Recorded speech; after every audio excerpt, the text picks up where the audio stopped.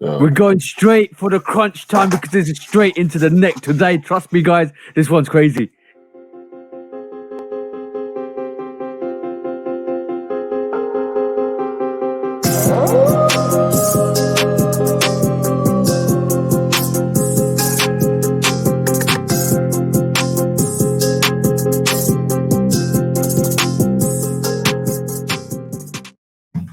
Hey, what is up? It's episode 37, guys. It's being back. The dynamic duo. You want to say it? Yes, sir. Only way to put it. Batman and Superman. No Robin here. No. We don't do Robins. Everybody their own hero. Exactly. No sidekicks.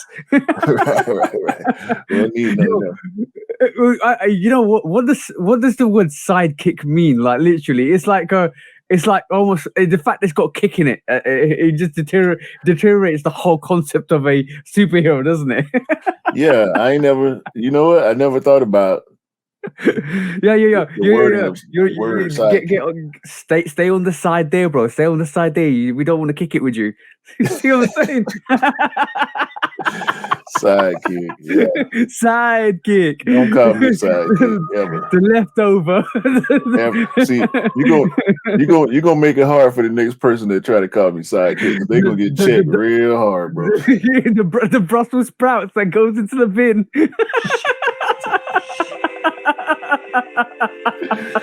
Yeah, I'd rather be a cohort. This is why we don't do sidekicks here. Everybody's a hero. Sorry, bro. This is too funny. Hey, man. It is what it is. Don't be out here sidekicking, all right? Yeah, don't be here sidekicking. Don't be the Brussels sprouts. Be the beef. Be the turkey. Nobody wants to be carrots out here. All right, cool. Episode 37. As you can see, we're on one today. So, bro, we've got a good lineup of topics today, but we also got a super crazy bro coming on. One of the bros I think I respect the most out of the group of people I have. So he's a local visitor. Always comes when he's in London. He comes out to see me, and he's always good to kind of catch up with the bro. But yeah, shall we introduce him, bro? Yeah. Do you want to go in? No, man. You give him. You was doing so well. Continue with the proper introduction, please. This is the one, the only. We had him on the Instagram live. This is the bro. Loves his Air Maxes. Loves his Jordans. And he's an absolutely top, as you say in the UK, geezer. This is the bro, Dale, on the show today. Yes, sir. What's going on, people? You good? What's happening?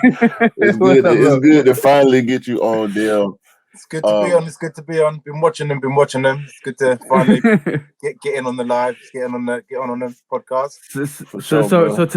So today we have Batman, Superman, and the Incredible Hulk all on the show. I'm Batman, by the way. Are you Batman? He came Crusader you. No, one thing I know about Dale, like you said, he loves his Air Maxes for sure. I also love Jordans, but you also love socks. Like you're the sock killer out here. They go hand in hand. You can't have a shoe I forgot to say. I totally forgot to mention socks. You know what? This is one of the best occasions. We went to London the other time, and what did you pick up, Dale? Well, the last time. It wasn't the crest. It was because you won the crepe hems, didn't you? Yeah. Yeah. And then we went to size because I had to pick up another set of crepe hems for somebody else. And when it went to the shop, it was ironically there was we walked past a sock display and there was like, this is actually going good with the crepe hems. And whenever I'm always out, I'm like, oh, I see his pair of socks, or I see a really dope pair of socks. I'm like, Dale, hey, what do you think about this? Bang, bang, bang, bang, bang. And he just basically gets back to me. Oh, I need to go and check it out. Dale is on it like with socks. It's like absolutely phenomenal. The fact that you always try and find a matching pair of socks with a matching pair of sneakers is so dope. There's always a match out there. Sometimes they're harder to find, but there's always a match out there. You just gotta go looking. What's the hardest matchup you've ever had on socks? The handcrafts are quite hard to find a decent match for. Really? The handcraft Jordan 1s, yeah, to find the perfect colours for them, it is quite hard. It's quite a complex sneaker, isn't it? In terms of the handcrafts, yeah. So have you worn the handcrafts? Yeah, I've worn them once. So I wore them out last week. Actually, I wore them. So you do wear regular socks sometimes. You're not always. I did find a pair that went with them, but it just took me a longer time to acquire them. Okay. Because I've never seen. Anytime you post pics, you always got the crazy socks, and I'm thinking to myself, like, do you even buy regular socks? Like, I know I've got some black ones. I've got a couple of black ones. I've got a couple of white ones, but the most of them they're just different colors, different characters. Just there's more out there ones than there are normal ones. Yeah, I meant to grab a pair of mine. Actually, give me a couple of seconds. Let me grab these socks. There we go. The sock battles. It's just a mini sock battles. By the way, shout out to official sneaker speaker, because I think he had a platform before about socks, didn't he? Yeah, he's where I started. I done his friendly sock battle that he started up. I got on. He asked me to pop on there, so I was like, give me a week, give me 2 weeks, and I'll come on. And I started accumulating, and from then, it's just gone crazy. I can't not wear the shoe if I haven't got the sock. Okay. So let me. I ain't got no crazy sock game, but I do got, I got some pairs for sure. Yeah, see, there you go.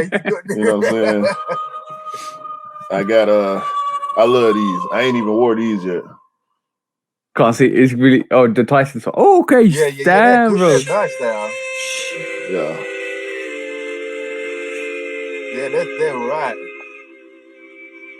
Yeah. So I'm gonna sorry to interrupt you guys. If you are listening to the podcast on Google, Spotify, wherever you are listening to this, please do come and check us out on 808 Kicks ATL on Instagram and YouTube, and also Love Kick Customs on Instagram and YouTube. So we'll leave it in the bio, or we'll leave it in the actual comments, so you can actually come follow us. And also special guest Del, make sure you follow Delroy on Instagram. We'll leave the comments and information in the bio as well. So yes, spread the love, share the love, and all of that stuff. And remember to click the like button and the follow button if you follow us as well. So yes, apart from that, I just needed to add it in just in case people don't know where to find us. But yes, bro, how many socks do you have? Like I'm just looking at the boxes that you have, and I'm just thinking, how many drawers of socks do you cover? Got the double drawers. I've got 3 of them. Full of socks. Yeah, just socks. Just three drawers full of them. Okay, without being sexist, I'm gonna say something. Sneakerhead problems 101. Does the missus complain that you take up too much room? Yeah, she does. If there's not socks in the drawer or shoes on the walls, it's hoodies in the wardrobe, bro. No word of a lie. I told you, Q. I've now added 2 more varsity jackets in my rotation a couple of weeks back, and that makes 5 varsity jackets, about 3 or 4 Sherland coats, and all of the stuff, all the hoodies and stuff like that. And my wardrobe is hard to shut. My missus keeps complaining to me like, You need to get a new wardrobe. You need to get a new wardrobe. Get yourself a new wardrobe. It's t-shirts. It's t-shirts for me, bro. Like I lose t-shirts, find them 4 months later, and be like, "Oh, I forgot I had this." Like I got my whole closet in here full of t-shirts, and I got a bunch more in the other room that I ain't even. I don't want to hang up too many and end up breaking the pole in the closet.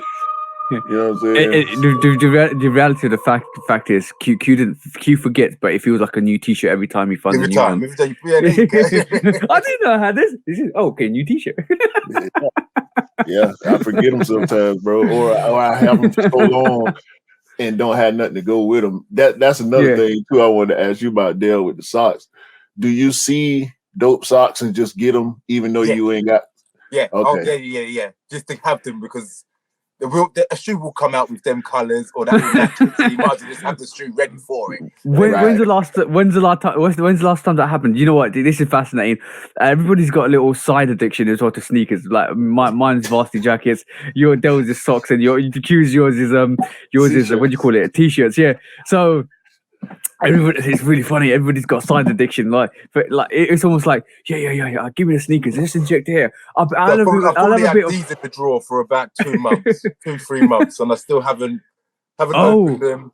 Bro, I got the best sneaker for you. Come along to match them, man. Oregon 5s. Oregon 5s.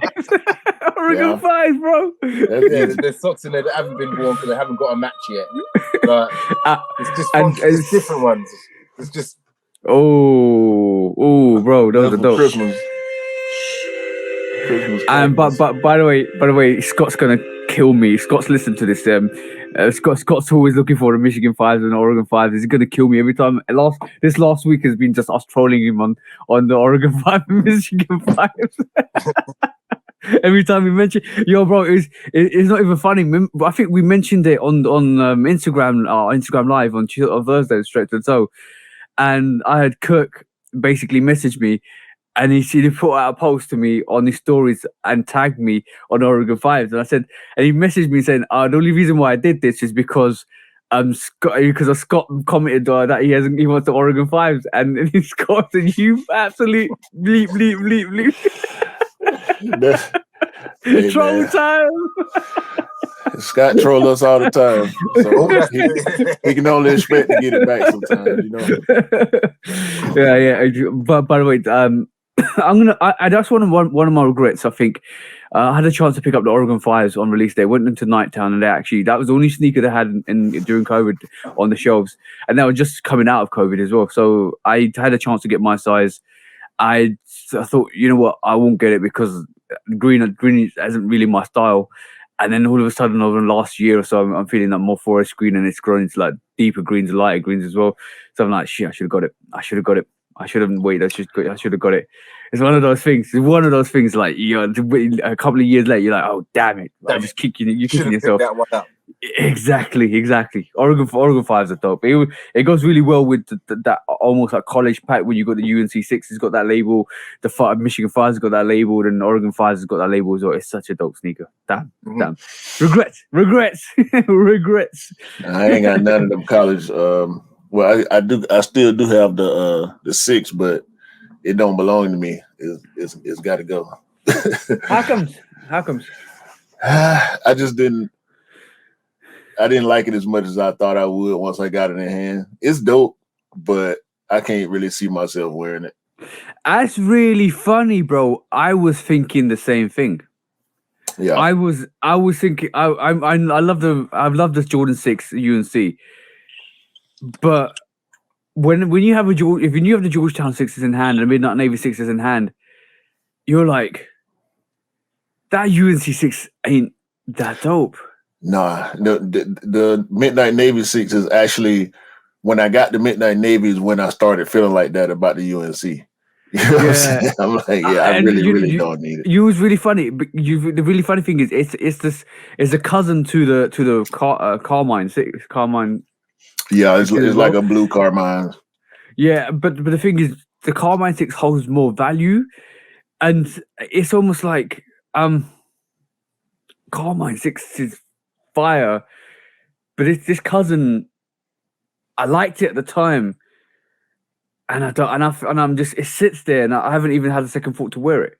But that's the same move. Now you've got the fire red freeze. Will you wear the Cardinals?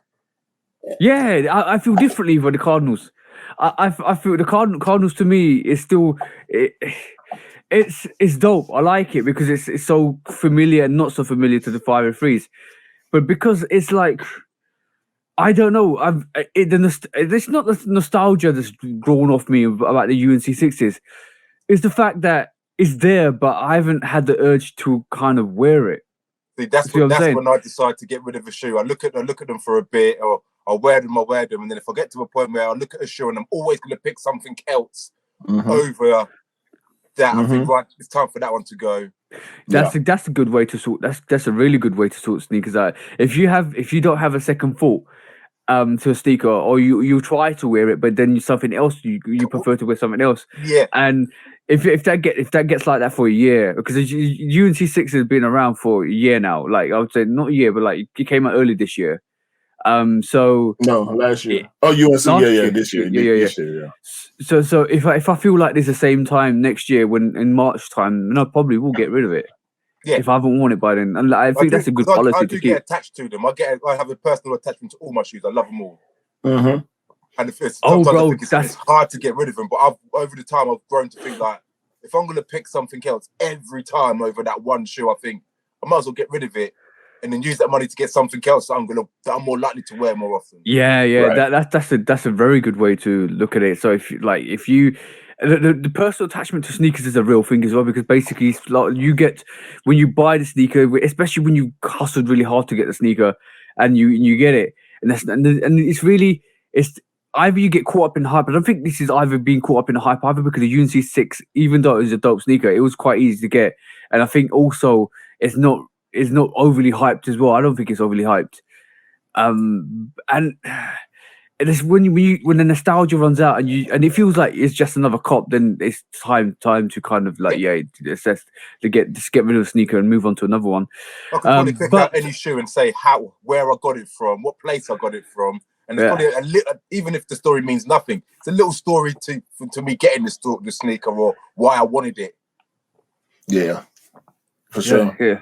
For sure. I just got rid of 9 pairs like in the past couple of months, so I'm definitely moving more in that direction. Like, and like TJ and I agree, that is a great way to judge really where you are with a sneaker. Like, how many times are you gonna pass over it? Also with colorways, right? We all got shoes that got similar, if not the same color codes, right? Yeah. How many times am I gonna wear this black and blue shoe versus that black and blue shoe? Yeah. You know what? This is a great segue to a segment we could do. We know we take subjects and matters into sneaker court public opinion. We should take a sneaker into sneaker court and just judge it if it to either get rid of it or keep it. Do you deserve to keep? Do you deserve to stay in my collection? I haven't worn you I haven't thought about wearing you since I got you. I can't keep you. Yeah. No justification. Guilty. Get rid of it.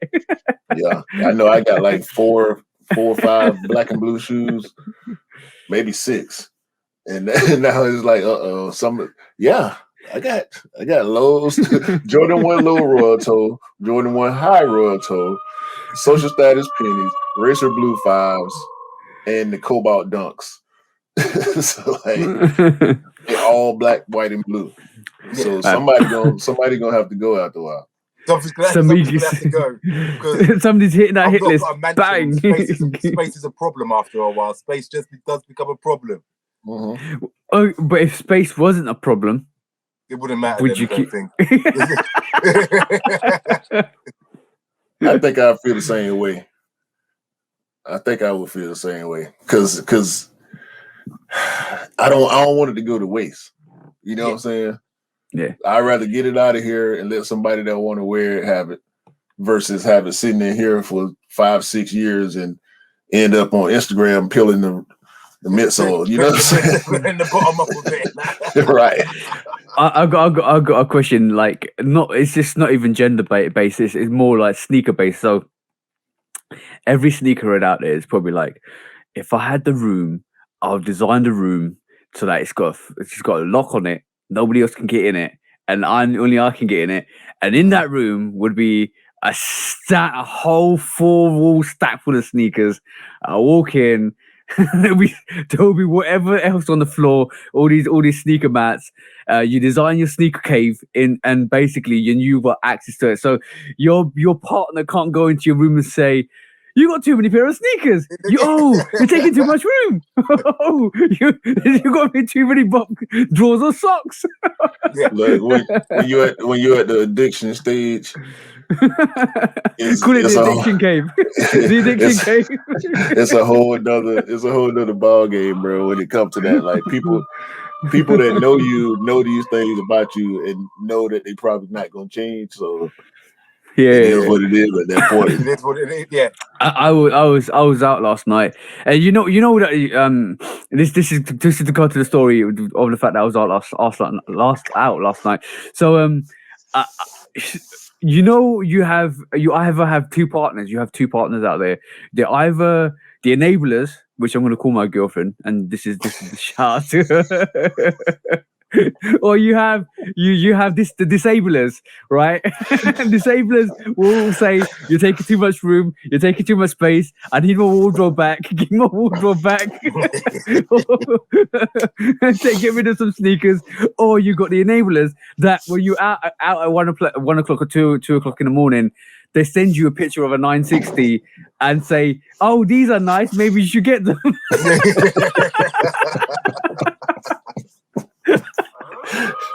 That's a personal story. I'm gonna stay hands off on that. I ain't gonna touch that. Yo, bro, what are you talking about? I know your missus sends you dunks as well, so don't sit here and say she's not an enabler. She's a semi-enabler, bro. Yeah, that's the same problem. 1 minute they're saying, "Oh, you got too many," and they say, "Don't you think these are nice?" They're nice, aren't they? Nah, most of the time when I get pictures, it's reference, meaning I want these, not I want these. She want them. So bro, and this is from my partner. They're saying that New Balance is absolutely not great because she doesn't like the N on the side of the lateral or the medial side, and the fact that she just doesn't think they're great sneakers, they're dad sneakers, and then the next minute she's sending me some 1960s. These are actually quite nice. I was like, okay, fair cheers. That's because you talking about the pink cookies or something more recent. We'll get to that. We'll get to that. It's something more recent. I think we talked about it offline as well. These 1960s are absolutely gorgeous. But yes, bro, like this is like enablers and disablers. This is what we got to deal with the sneakerheads. Either they're a good enabler, which means they'll join in the fun, or they're a very bad disabler, which will say, "Get out of my house! You got too many sneakers." Yeah. So when did your addiction begin, Dale? When I was a kid. It was when I was young. My first job was working in sports and soccer. It was a sports shop selling shoes. So from then it was ingrained into me. From then, you always got to have a fresh pair. They've always got to look nice. And when I used to wear the same pair, I used to get a wedge on one side. I noticed when I was young, I used to get a wedge on one side. So I thought, the more that I got, the less that I wear them. So I won't get the wedge. So you're heavy-footed one side. Yeah. I remember those kids. I was like, how can you lean in or lean out like that? It's just So I thought the more that you get, the less that you wear them. So there's no chance of that happening. Yeah, you're right. You're absolutely correct. Honestly, Del, so when was the first time that you stuck your nose into a sneaker, sniffed all of that fragrant leather, the new fresh smelling leather on that insole, that comes hand in hand. That's the first thing you do. And then the endorphins just started kicking in like bang, bang, bang, bang. I like to smell. This smells so good. You know it's bad when a pair turn up and they're not for you, and you're still excited that they've come through the door. Right. That's me with every. They're for my child or they're for a mate, and I've got them for them. For my daughter, and I get them, and I'm excited. Like, yeah, they're here. You know what? Sneaker crack. Since we talk about smelling leather and glue, when my wife gets new bags, I smell the bags, bro. It's just as good, dog. I'm telling you. Listen. Can you imagine? Louis Vuitton free, Birkin 1. No, bro, because my wife Well, a while back, she bought a Coach bag and the little clutch too, right? Soon as she took it out, the bag, I'm like, what is that? That's familiar. And I smelled the bag. yo, that's when the shoe dog came out of King. Like Jordan 1, Jordan 1. Yeah, That's what it, I smell that's what it smelled like. That's what it smelled like, bro. And listen, this is a great gauge in my opinion because we know different sneakers got different smells. We know ones got the glue smell, but the leather smell is really pronounced on ones that got real leather on them.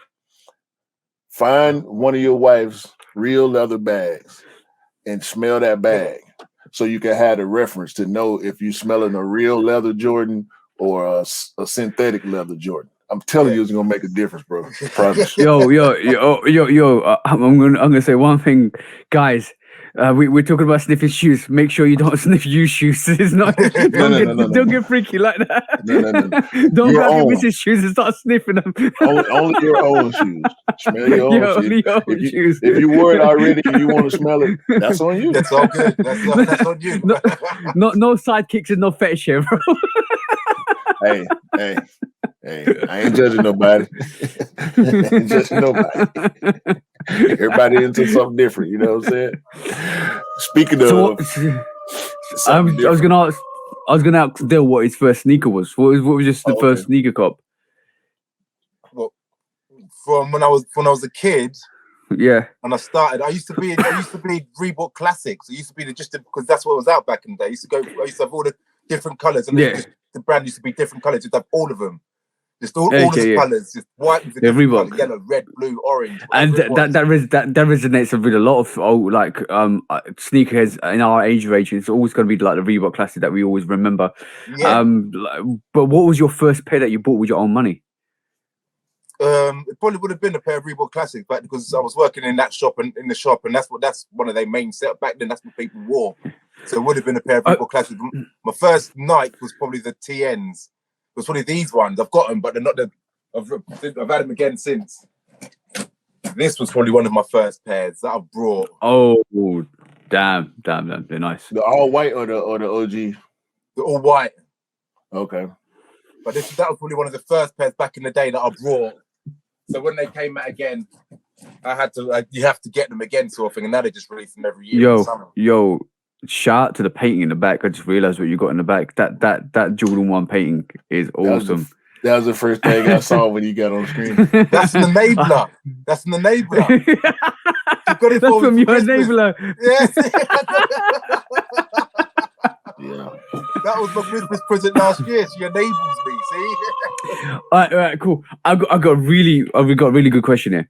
So I would say everybody. There's a generation where it might be different in the US. There's a generation where in the 90s you remember one particular sneaker, and then in the 2000s and then 2010s and the 2020s. So what you in the UK? I think the 90s was the Reebok Classic was one of the biggest known sneakers that everybody used to wear, the most common sneaker we used to wear. What was it in the States, bro? It was Reebok Classics. We did a lot of Reeboks. We were doing a lot of different stuff. K-Swiss, Eastland boots, Timberland boots. K-Swiss was quite popular here in the 2000s, I think. Yeah, they did hit, but they had the twisty tongue in them and everything. Yeah. So, it was the regular basic. I don't even know the name of them. Just the low top, all white K-Swiss. Everybody was doing those, and then they started coming with different colorways. They had one with a chunky sole too, in like the late 90s that we were doing. But Nike kind of ran through the 90s. So it was Nike was just there. Like I didn't have to really mention Nike because everybody was wearing Nikes also. But as far as outside of them, and shell toes and forums were pretty big for us in the mid to late 90s too. But the reason why I'm saying this, I wanna kind of gauge, because Del just mentioned, for us it was the Reebok Classics. I'm just, and we're I would say we're in the 30s and 40 range. I want to see. I want to wonder what the 20 to 30-year-olds are. What was their sneaker? What do you think their sneaker is? The big one that, like, we had our Reebok Classics, and that was the school sneaker that we all wore. What do you think that anybody in their 20s and 30s actually was wearing? It have to be retros. Yeah. More than likely retros, because in the 2000s we know that's when retros really took off. Like they tried it a little bit in the 90s and it didn't really catch on, but after that Mocha 3, it was retros from then on out.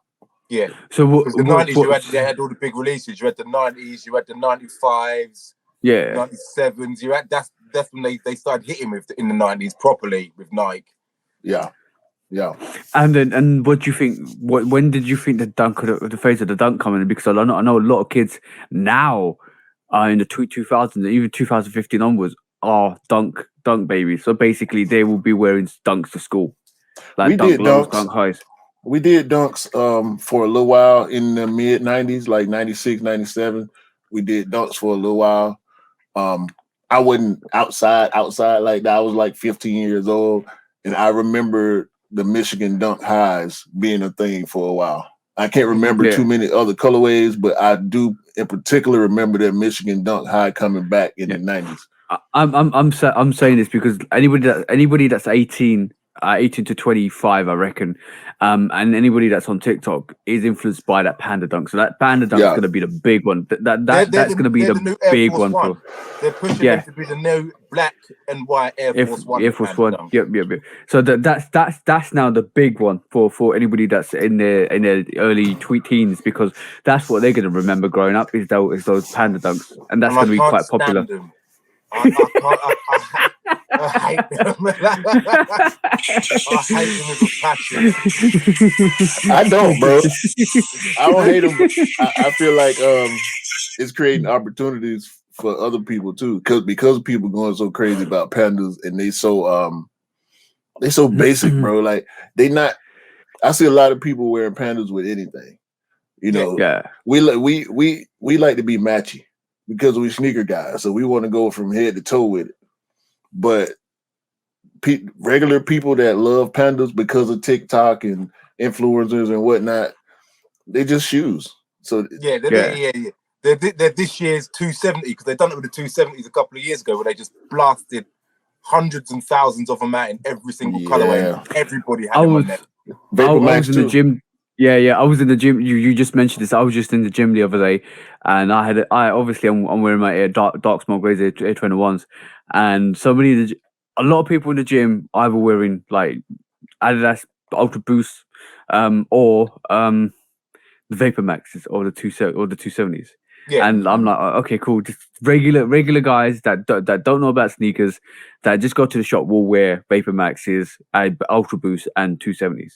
Yeah, bro, ain't no way in the hell I'm wearing Vapor Max in the gym, dog. You gonna break your ankle. Yes, indeed. Why would you listen, bro? And I love Vapor Max. Don't get me wrong. Yeah, they're nice shoes, but you can't do nothing in them. No. I'm gonna say they're squatting to pop the air bubble. That's all I'm saying. They're shopping center shoes. They're a shoe that you walk around the shopping center because it's flat and nice, and then take them home again. It's comfortable. Yeah. You can't. I don't advise nobody to go running. And we see them on commercials and the ads for Vapor. I remember the first Vapor Max ad I saw. It was a chick running up steps. Y'all remember that?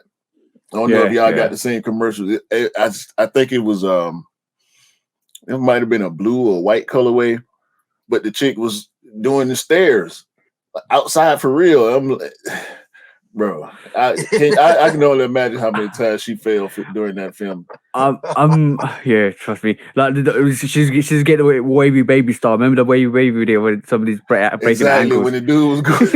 That's the same thing I was thinking about, bro. But by the way, I'm gonna say what we're gonna carry on with the conversation we're doing a bit. But I'm gonna definitely say I was out last night, and we went to a couple of bars and stuff like that, which was great for my mate's birthday. But the amazing thing was, I've been realizing this more and more, and this is why I think I'm going this direction in picking up sneakers more and more. It doesn't matter. It doesn't matter how popular the sneaker is. I think it's the uniqueness of the sneaker. I was wearing the Zion 2 Voodoos right yesterday, and I was out, and literally in the queue, getting my ID checked. And by the way, everybody thought I was like 28 yesterday, so it was great. I'm young again. so basically, it was out, and one of the lady bouncers was like, those are so fresh, and then instantly the Jordan Zion 2 is not high, it's nothing like that, but the fact that it drew a lot of attention just being out, because not a lot of people don't see the sneaker. Even when I went and picked up a pickup from SNS yesterday, which we're going to showcase in a bit. The guy in the shop, and I know this guy, I talk to this guy now, he follows me on Instagram. He basically like, those are dope, because nobody sees them. And the fact they're so unique, you don't see them out a lot, and that it's not bringing unnecessary attention, but it's the right nice attention when people are like, yo, those are dope. Like, well, I've never seen them before, and it's almost like a conversational breaker, which is awesome. Yeah, I had the same thing. I was out. I think it was last Sunday. I went out and I had the crepe hemps on, and I was in JD Sports. I bought a tracksuit for my daughter. And this guy, I was in the till, this guy followed me at the shop, called me down, mate, where did you, they're fire, where did you get them? And in the end, I was stood in the shopping centre for about 10 minutes, and I went through all the sites, found his size, sent him the link, and then he ordered them there and then. Yeah, bro, I can't tell you how many times that happens. Anyways, like, even on Instagram, somebody's like, yo, I'm looking for this. Okay, cool, here's the link to go and get it, mate. It's like you were saying, it's so good to do that. But bro, yeah, I know being out with you as well. I know you're renowned for this. You show so much appreciation to people out in the wild, bro. It's like a jungle out here. But every time you see that actual sneaker on somebody's feet, like, yo, foot. I love you. You got. Yeah. You always like, because half the time people buy them and they don't wear them. When you see someone with it out on foot, you've got to give them a little. Yeah, exactly. But that is such a great positive message to give out to people. It's like, imagine you just walk in, you wore your crepes, you're thinking nobody's gonna recognize them, you're thinking, okay, cool, I'll just wear them because I love them, and then some random stranger goes to you, yo, I love your crep. That's a proper ego boost, man. Well done on you for that, bro. Definitely. Yeah. It's like it's like that guy creeping up behind Q the other day. It's getting real close to him, breathing down his neck, saying, I know you from YouTube. Yo, listen, man. Shout out to bro again, man. Nah, it was just weird. It felt weird because can you imagine? He came with his phone. I know you from YouTube. He tapped me on my shoulder and showed me his phone, and it was me on the phone. the sweat bearing down his temple because he's nervous to meet the 7-Eleven treat. Is this you, Q? Is this you? I think I know you. You go too far, bro. Too far. But I also went out last night to yes, go on, bro. So let's go here. Shout out to Black, man. We got to get Black on the podcast too, even if it's only to have a small conversation, because he loves sneakers, but he ain't a sneakerhead like us, bro. It's not always about sneakers. It's about bringing excellence as well. So if he's got a message to bring, we always will have that conversation as well. Definitely put my name on it. You know what I'm saying? I was a sponsor along with Moncrief from the Sneaker Buds. Moncrief and his wife, exclusive is his brand, his clothing brand. I'm gonna probably link them in the description. This Moncrief and his wife. They Sneakerheads. did not come to play around. This Sneaker Buds. This Moncrief and that's his wife. Her name slips my mind right now, so y'all gotta forgive me. But if y'all listening to this, of course, y'all can see the pictures on my IG. I posted them this morning. Where is Black? That's Black and his wife. Shout out to them. Reggie Black Martin and Sierra Tanae came with. You see, Black got the 13s on because he's a Celtic fan, so he loved them green 13s. She actually had on the green and yellow mids, Jordan 1 mids. Okay. And her mask, she ain't got her mask on right now, but her mask was pretty ridiculous, if I say so myself. So I didn't get the pictures of myself just yet, but y'all gonna see. Trust me. As soon as I get the pictures from Black, I'm putting them out there, and y'all gonna understand what the situation was last night. But it was dope, man. It was real dope. I had another picture, but I can't find it right now. But yeah, shout out to them, man. Let's go here, Sneaker Buds. It was live, bro. The music was live. The food was good. Everybody came with it. I saw a lot of heat. I saw a lot of creativity. A bunch of people had custom. This one chick had some custom Jordan 1s with sequins on them, blue sequins to match her dress. I'm like, bruh, these people went all in. These people went all in for this, bro. It was great. See, Q went out here trying to hold that like Dark Knight ball, you know, the masquerade ball. His alter ego Batman coming out. Q Wayne. Y'all gonna see. I can't wait for those pictures, bro. I ain't gonna say nothing. Y'all gonna see. I tell you what. Y'all gonna see. Hey. No, that's a problem. No, that's a problem. Yeah, I went ahead and broke them out, bro. First time in the streets, and I put them to good use too. Okay, cool. So, let's talk about pickups for the last couple of weeks. Because I know Dell's picked up quite a bit of sneakers. Before we talk about ours, let's have a look at yours, Dell. So, like, what have you picked up this year, and what's your top 3 pickups in terms of how happy you are with those sneakers? I picked up a lot of. I was counting the other day. I must have picked up about 12 pairs of Air Maxes. I think it's something like that. Of Air Max ones. I'm gonna trump you on that one in a bit. Just don't worry about that. But let's carry on with yours, bro. We're definitely in the double figures for the Air Max ones. And the top 3 are. Oh, he's got the top 3 ready already. Oh, I see a concept yeah. Box sets. I feel like we're gonna see appearance. We're gonna see a pattern appearance as well. Possibly, I don't know. I know. Well, maybe. These have to be one. Oh, yeah. Okay, yeah. All white patterns. It's just another white shoe, but what they've done with the wave, I think, is amazing. So this is definitely up there for me. And then the detailing on this shoe is phenomenal. So, oh yes, the detail's phenomenal. Yeah. Concept definitely. Concept released. All 3 of them were crazy. We're just out of this world. And then it's just a general GR for the other one. But each time I look at them, I love them even more. Oh, yes. Madder Roots. You look at it and the colours shouldn't go together. But they do. But they do. And it works so well.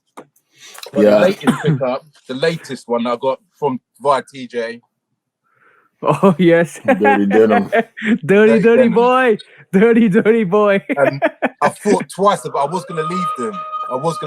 But now I've got them in hand. I'm so glad that I never. Oh, I can vouch for that, bro. In hand, they are crazy. Yeah. The dirty denims, don't sleep on them. I think they're still out there. But by the way, I went to sneakers and stuff yesterday. They're still sitting on the shelves. Everything's pretty much sitting, but the dirty denims is a great sneaker. And if you've not seen my YouTube video, go and check that out, because the original is so different to the original pair. I think the original pair had grey panels, grey swoosh, and it had a white midsole, navy outsole. And this one's totally different. It's got like a gummish outsole, it's cell midsole, like everything else is blue, like that, almost like a powdery blue denim.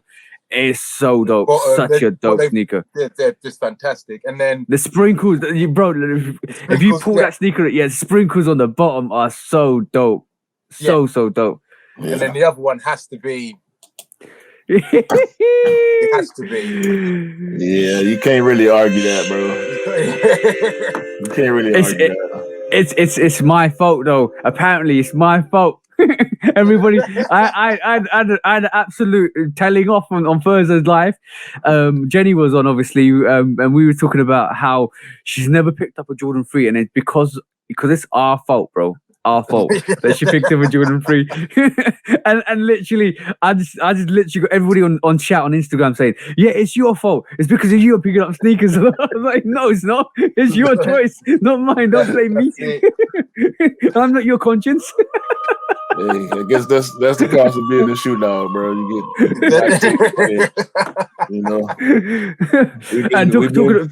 we've been catching blame for the past 7-8 months. Long time. I got my friend to it's your fault that I pick up shoes now. It's your fault that I'm looking at shoes. That's not my fault. So Marcel blames us for picking up Jordan 1s. Jenny blames us for picking up Jordan 3s. I'm pretty sure I've had another blame for a couple of other people. It's because of you, because I picked up this Air Max.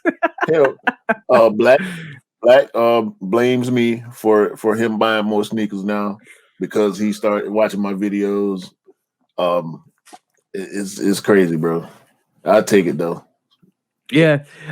Whatever makes you happy, guys. Don't blame us though. Uh-oh. All right.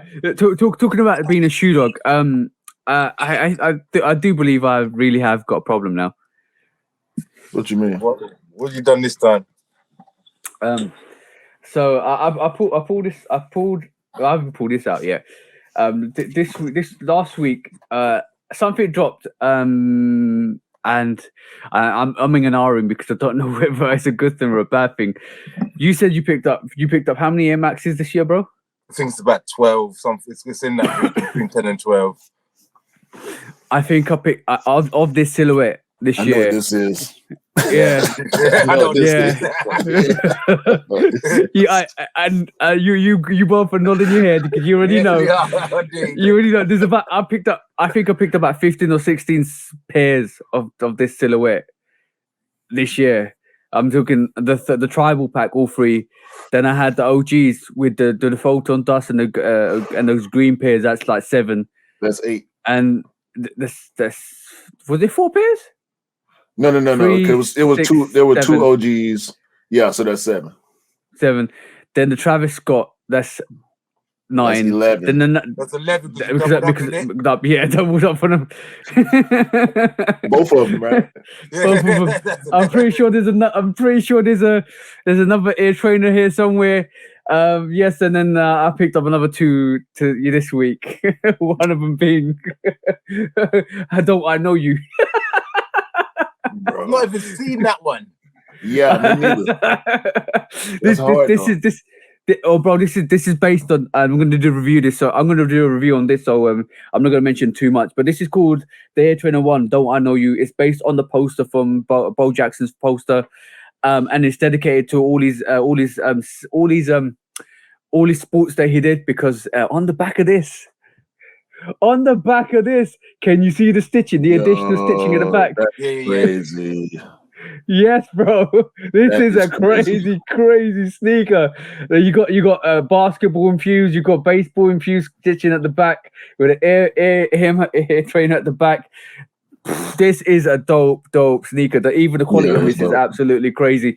So I had to get it. Obviously, the quality on this is really dope. It's all white sneaker, All leather.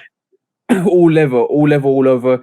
Even the tongue, the tongue is different as well on this. As you can, I don't know if you can see, but the tongue That's is a good custom kick as well, really, isn't it? If you Yeah. picked a few of them up.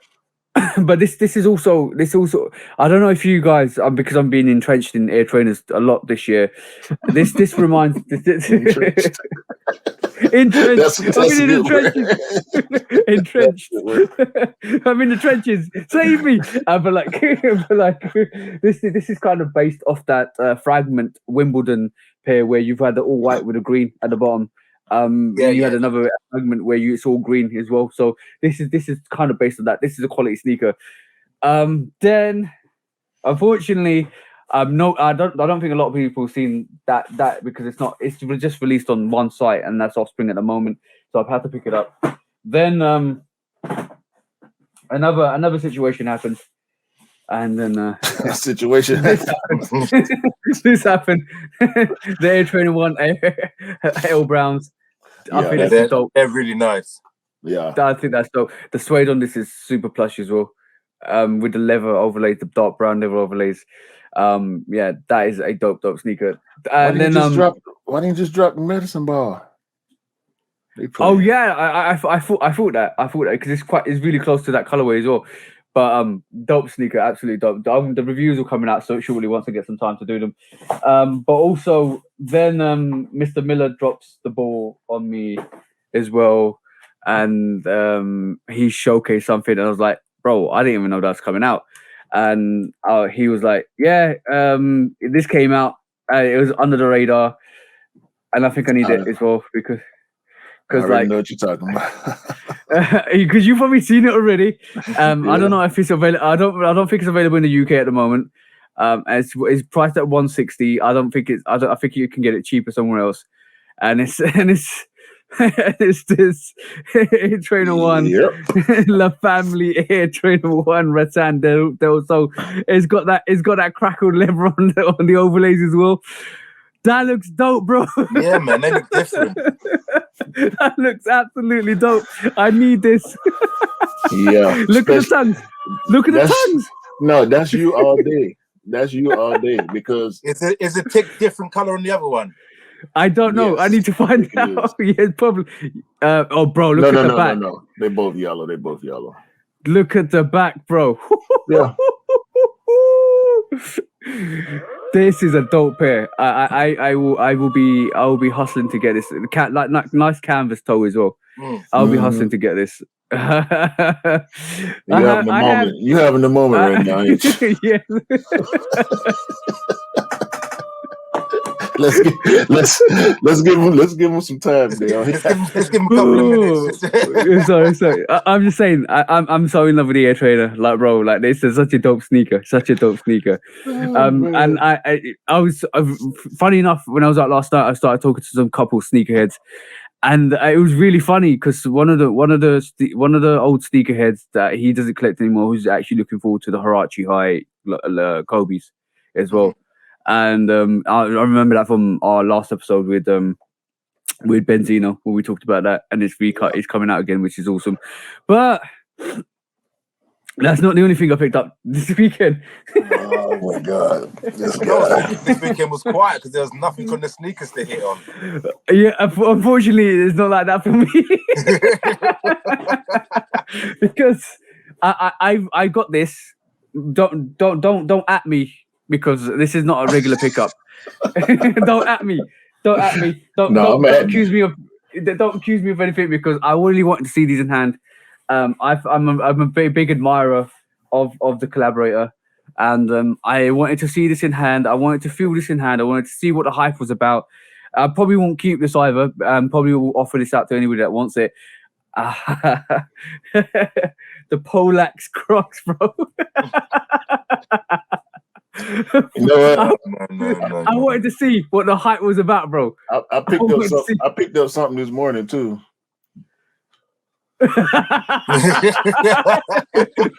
Screw you, bro. Screw you.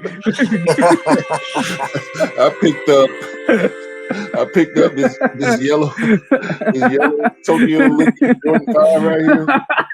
I just wanted to show you. I just wanted to show it to you. But yeah, I just wanted to see what the height was about. Did you pick it up in your size? No, it's not a size 10, it's a size 9. So it's more of an average size. You've got a size that you can't fit into, so you have to get rid of it. Yeah. I'm gonna be honest.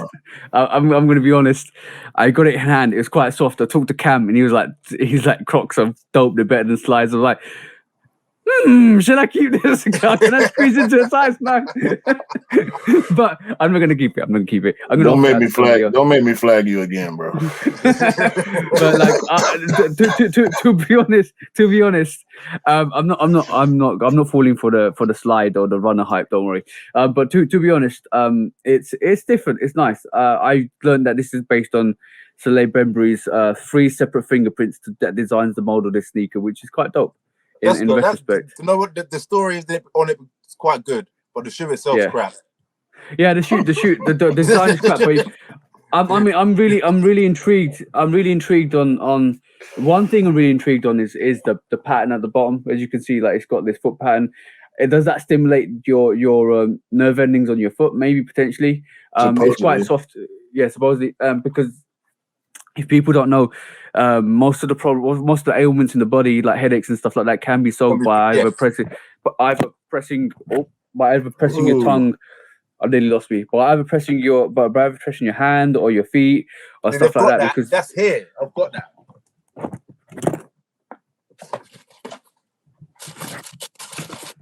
You get that on the bottom of the clots. Yeah. Points. Pressure points. Yeah. Tells you what the pressure points on the bottom. And in the bottom of the box, it's got them all numbered and everything as well. Yeah, man. I think foot care is important for all of us. Yeah. Like especially being that we put so much emphasis on the shoes that we wear, you got to take care of your feet, bro. At all times. Exactly. Every single time, day in, day out, you need to take care of your feet. But yeah, it was interesting. There's a little interesting concept of that sneaker, that slide or the runner. I'm not going to keep it, but like I just wanted to. I've been fascinated with the design aesthetics to it, and being a customizer and a hobby, a love of unique designs. I thought, let me just go check this out. I'm probably not going to keep it. I'm definitely not. Tried it on? Have you tried them on? No. I'm not going to. Go ahead, try it on. No. You want to see how comfortable it is, man? Yeah. How comfy that is. I can feel it. I can squish it. No.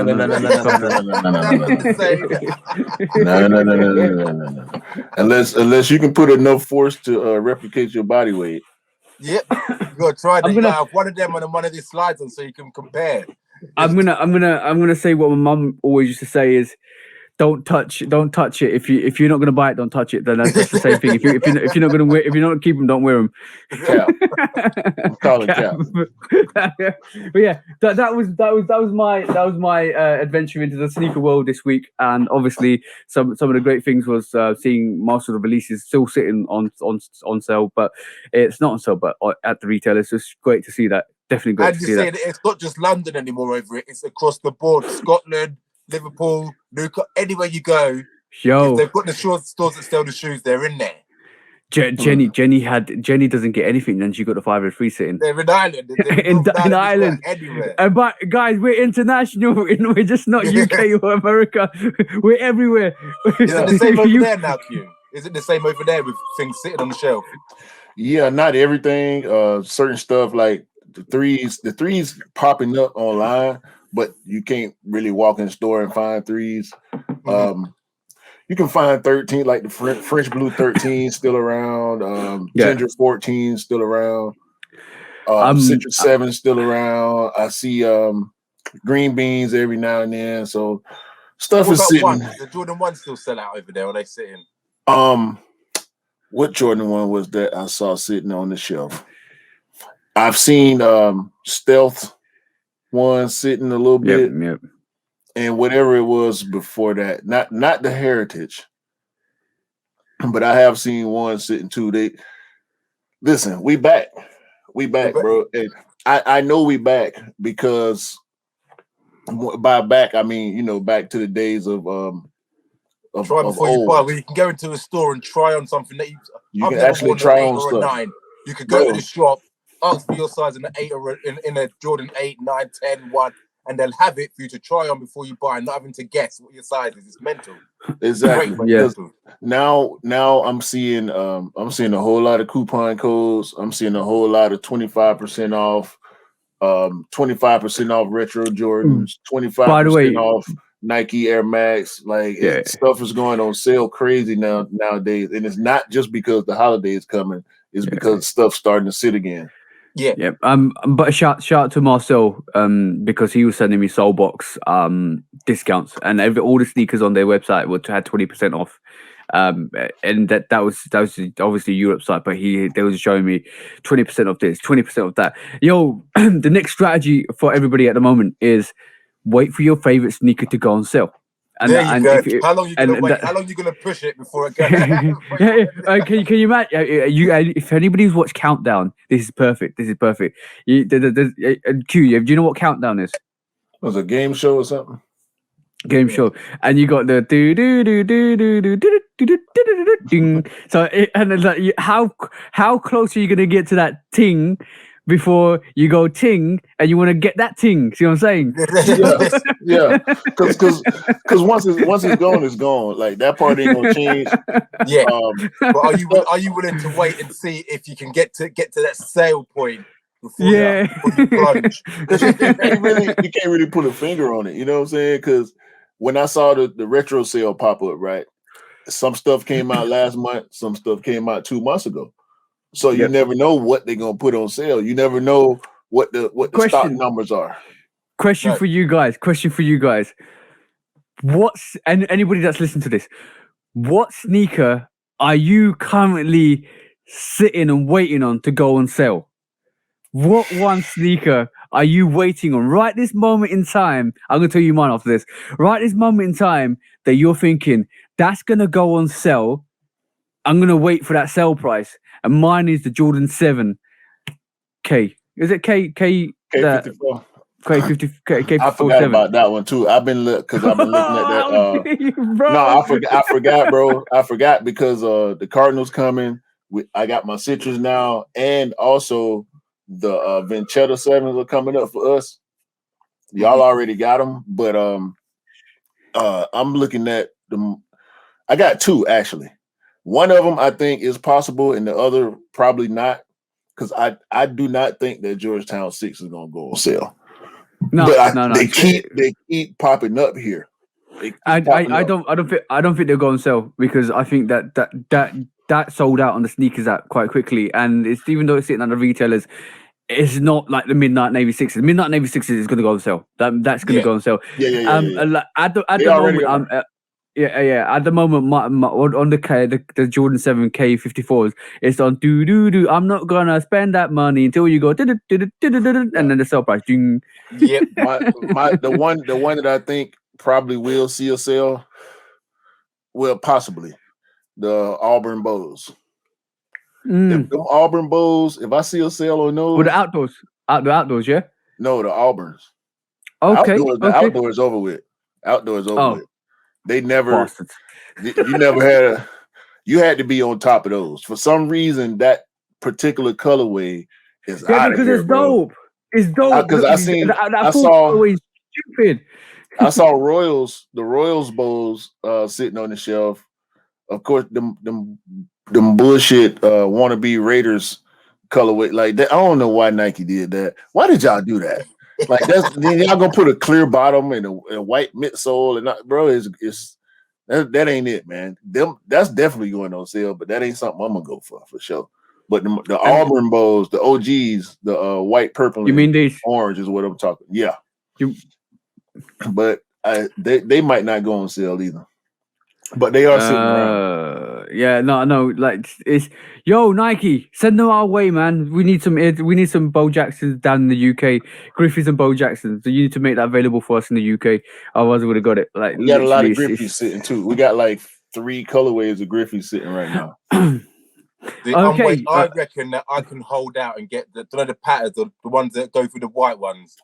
Yes, The the Auburn, orange the one. Auburn. I'm waiting for them ones, the rust-colored ones to go on. I reckon they're gonna drop to a sale price because everyone on YouTube they're selling them. They keep dropping their prices on them. Oh, you Bro. mean the Orange Blaze, yeah? The Orange Blaze patterns, Yeah. yeah? Bro, they Yeah, sitting. yeah. I saw them sitting on Patter's website. I said, Yeah, "What they're in still the sitting. hell?" They're sitting there, but Yep. I'm not paying the price because I have to pay an extra £70 in Cha-ching! custom fee. So Right. that's why I'm not getting. But Duty. I'm waiting for them if they go on sale, then it might be worth paying the custom fee because I'm getting stupid cheaper. They're gonna dutifully slap your ass with another $70. Yeah. Call of Duty. Call of Duty, yeah, exactly. Because they're still sitting on the side. That's So ridiculous. if and when they go on sale, that's when I might snap them up because everyone's trying to get rid of them on eBay and all of them sites, but they're just still priced a bit too high, and I know that they're going to drop. Yeah, they will. If they go keep sitting like that, they definitely gonna drop for sure. I've got a question, and I've got another question for you guys, right? And this is in the same vein of what we just discussed. What's more valuable to you? What do you regard more valuable in a sneaker? The price, the concept, or the history? Because now what we're seeing is where a lot of people were going after sneakers because of the resale price, and even the people that weren't reselling it, people were wearing the sneaker because of the resale price. Oh, my sneaker's valued at £500 or £600. It's no longer the case with the new releases because that myth's gone out the window, except for its very limited collaboration. Now the sneakers are sitting because there's no value, there's no resale value to them. So now the question is, what do you guys value? The resale, or how much not the resale, the worth of the sneaker, because obviously that entails resale. The concept of the sneaker or the history of the sneaker. What is your choice?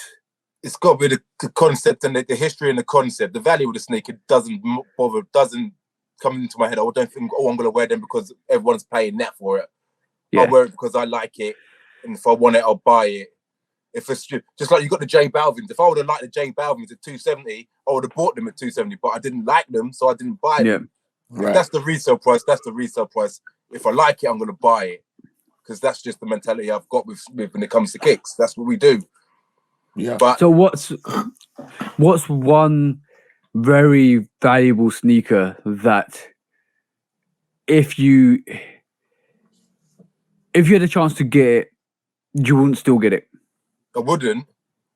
Yeah. If you look at the Black Cat 4s, if I didn't have the Black Cat 4s, there's no way that I'm going out and looking to pay £800 for a pair of Black Cat 4s because it's just a black sneaker. It's just a black shoe. So I paid normal retail price for it. If I wouldn't have got it for that, and then looking at the someone coming to me and goes, "Oh, look at these there," I'd say, "Why are you doing that? It's a black shoe. You can find something else the same." That's a really good example as well. Like for me, I've got two Bread 4s. I'm no way in a million years gonna get the Olivia Kim 4s or the Black Cat 4s because there's just another black sneaker. And I think, in my opinion, I've got far superior sneaker in the Bread 4s. Yeah. Yeah. And the price outweighs. It's just a black sneaker. Why are you going to be paying £800-900 for that? Yep. Exactly my thought. I just wanted to get your guys' content because that's the reason. That's the main reason why sneakers are sitting. I feel it's there's no resale in them, and that comes hand in hand because there's no demand for the sneakers because of the current climate we're living in, and that's a knock-on effect onto why sneakers are sitting and will go on sale. And this is why resellers ain't picking up anything that's not limited anymore. But that's good though, because the only people that benefit from that are sneakerheads and people that love kicks. Yeah, it's just slow.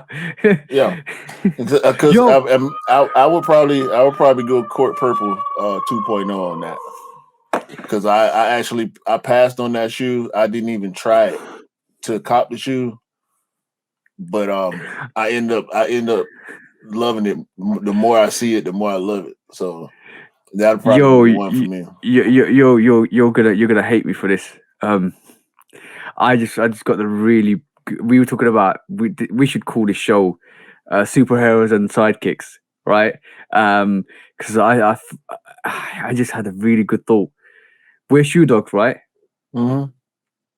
All of us we're shoe dogs. So that's our superhero status, shoe dogs. Your sidekicks has to be the hype beast. Ain't no sidekick of mine, bro. Ain't no sidekick of mine, bro.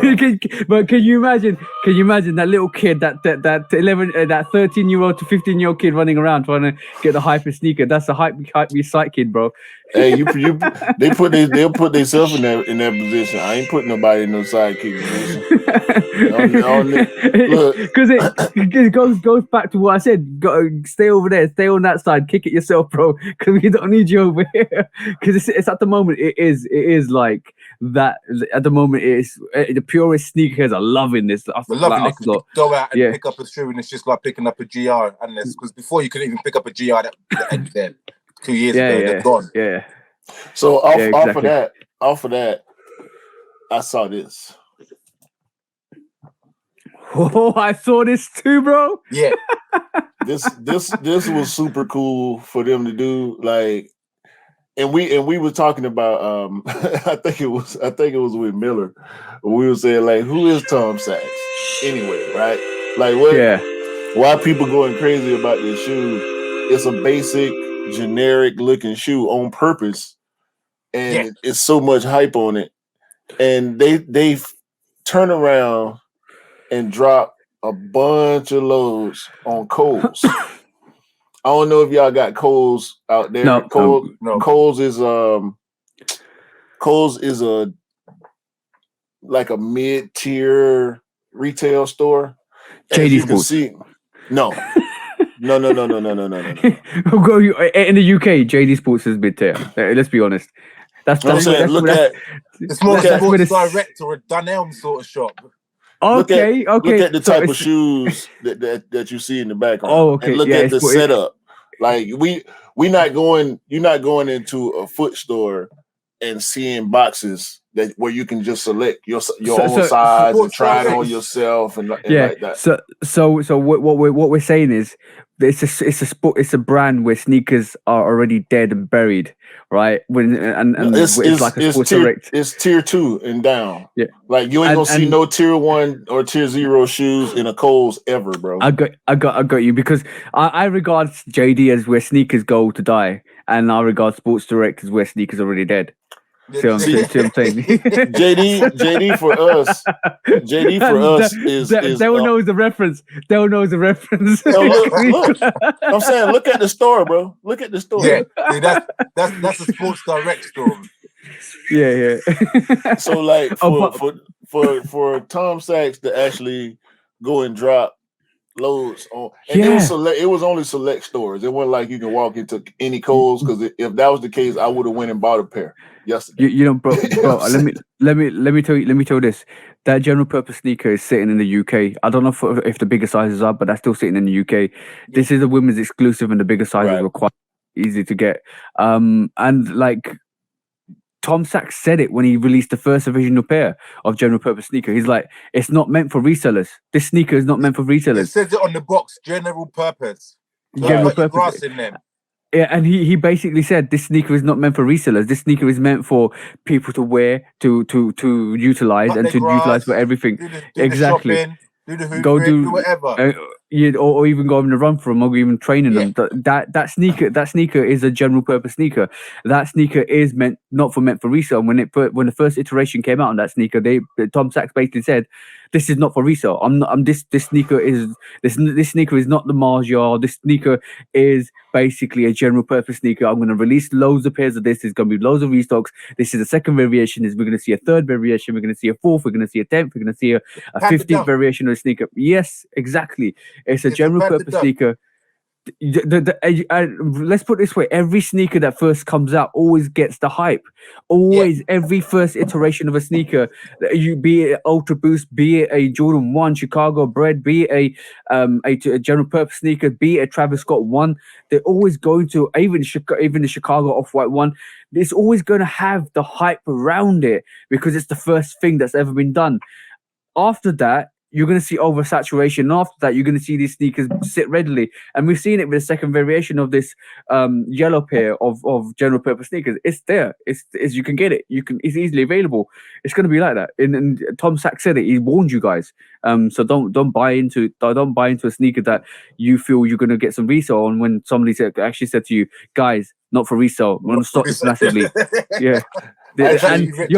When they've written general purpose on the box, it's for a reason. Yeah, exactly.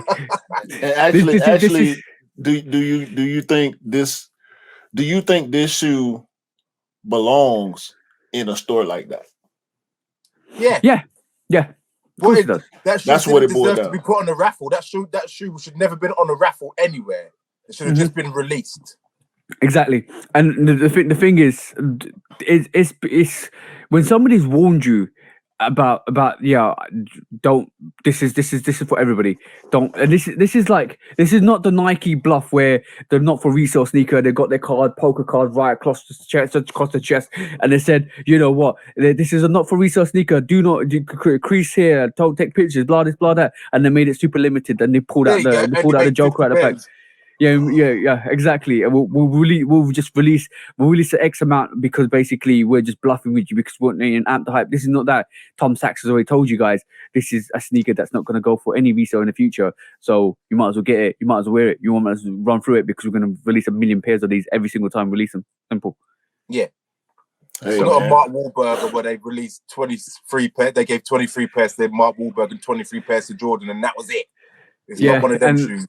Exactly, and it's not one of them shoes that you should think, oh yes, it's not going to be easily available, and stuff like that. And it's not one of these pairs either. Sorry, Q, I'm going to take over the screen. It's not one of these pairs either, where it's a Donda 6, where it's only like 4 pairs available, and it's going for 3.5 million pounds. so don't Donda yourself. Don't be a dunderhead. Yeah, I don't like that. I don't like that shoe either. No, a lot of people say that, but the thing is, I like the meaning behind it because obviously this is dedicated to his mother.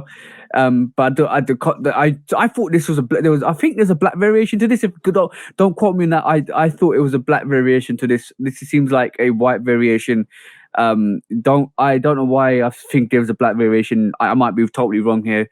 But yeah, I understand the sneaker. I understand the design.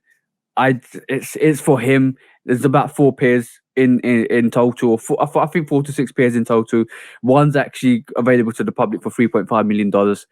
If you got that, if you got that spare cash to flash, he's only doing that so he can have enough money to open his own shop. He needs the money for the shop. Oh no. Is that conspiracy theory, bro? Are we saying Kanye is selling one of his pairs? Shit, he needs that 3.5. By the way, shout out to Scott Simpson for saying that because he's the one who brought that to my attention the other time. He's like, he's raising that 3.5 million to get the new lawyers on board so he can fight the Adidas case. It's to open his first Yeezy store, isn't it?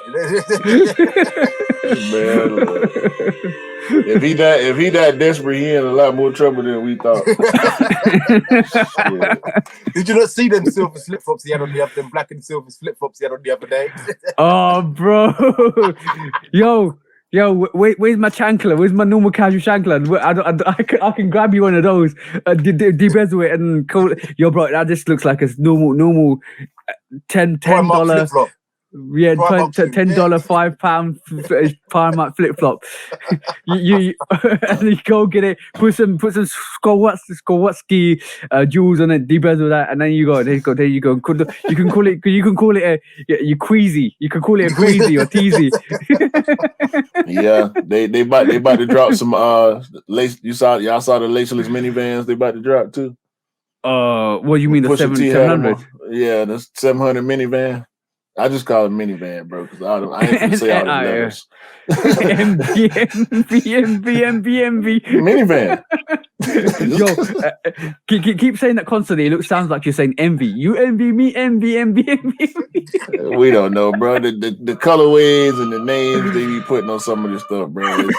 It's just too much for me to go through. Like when I smash saying all them letters together, it's minivan. It is what it is. but Adidas, bro. We talked about them a lot last week. I know we're gonna talk about them more in the future, but they it seems like they're ramping up.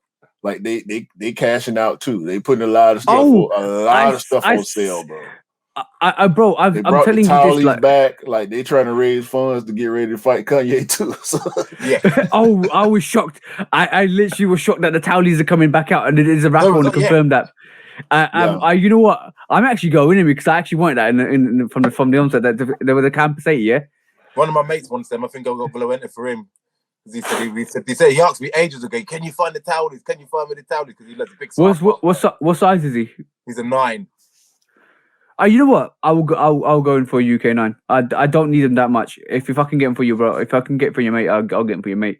So leave that with me. But like when we talk about the laceless, it's called it's MNM. I hate this. Yeah. Minivan. Just say minivan, bro.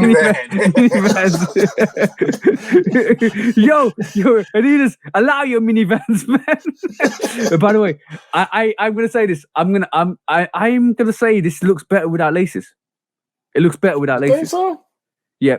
I think it looks slightly better without laces. I'm just gonna go back to some pictures here. I truly believe like it kind of looks a bit more less. It looks less congested. Just looks a mess. The whole range of them look a mess. They're just not nice. By the way, I don't like the silhouette at all. I think the silhouette is like for me that looks a bit too congested at the front. That that infinite lace lock. Well, bro, by the way, how much of a gimmick is this infinite lace lock? The only way you can take out this lace lock is to cut it, and then there's no use. That's just like a J Balvin having a light that you can't change the battery on.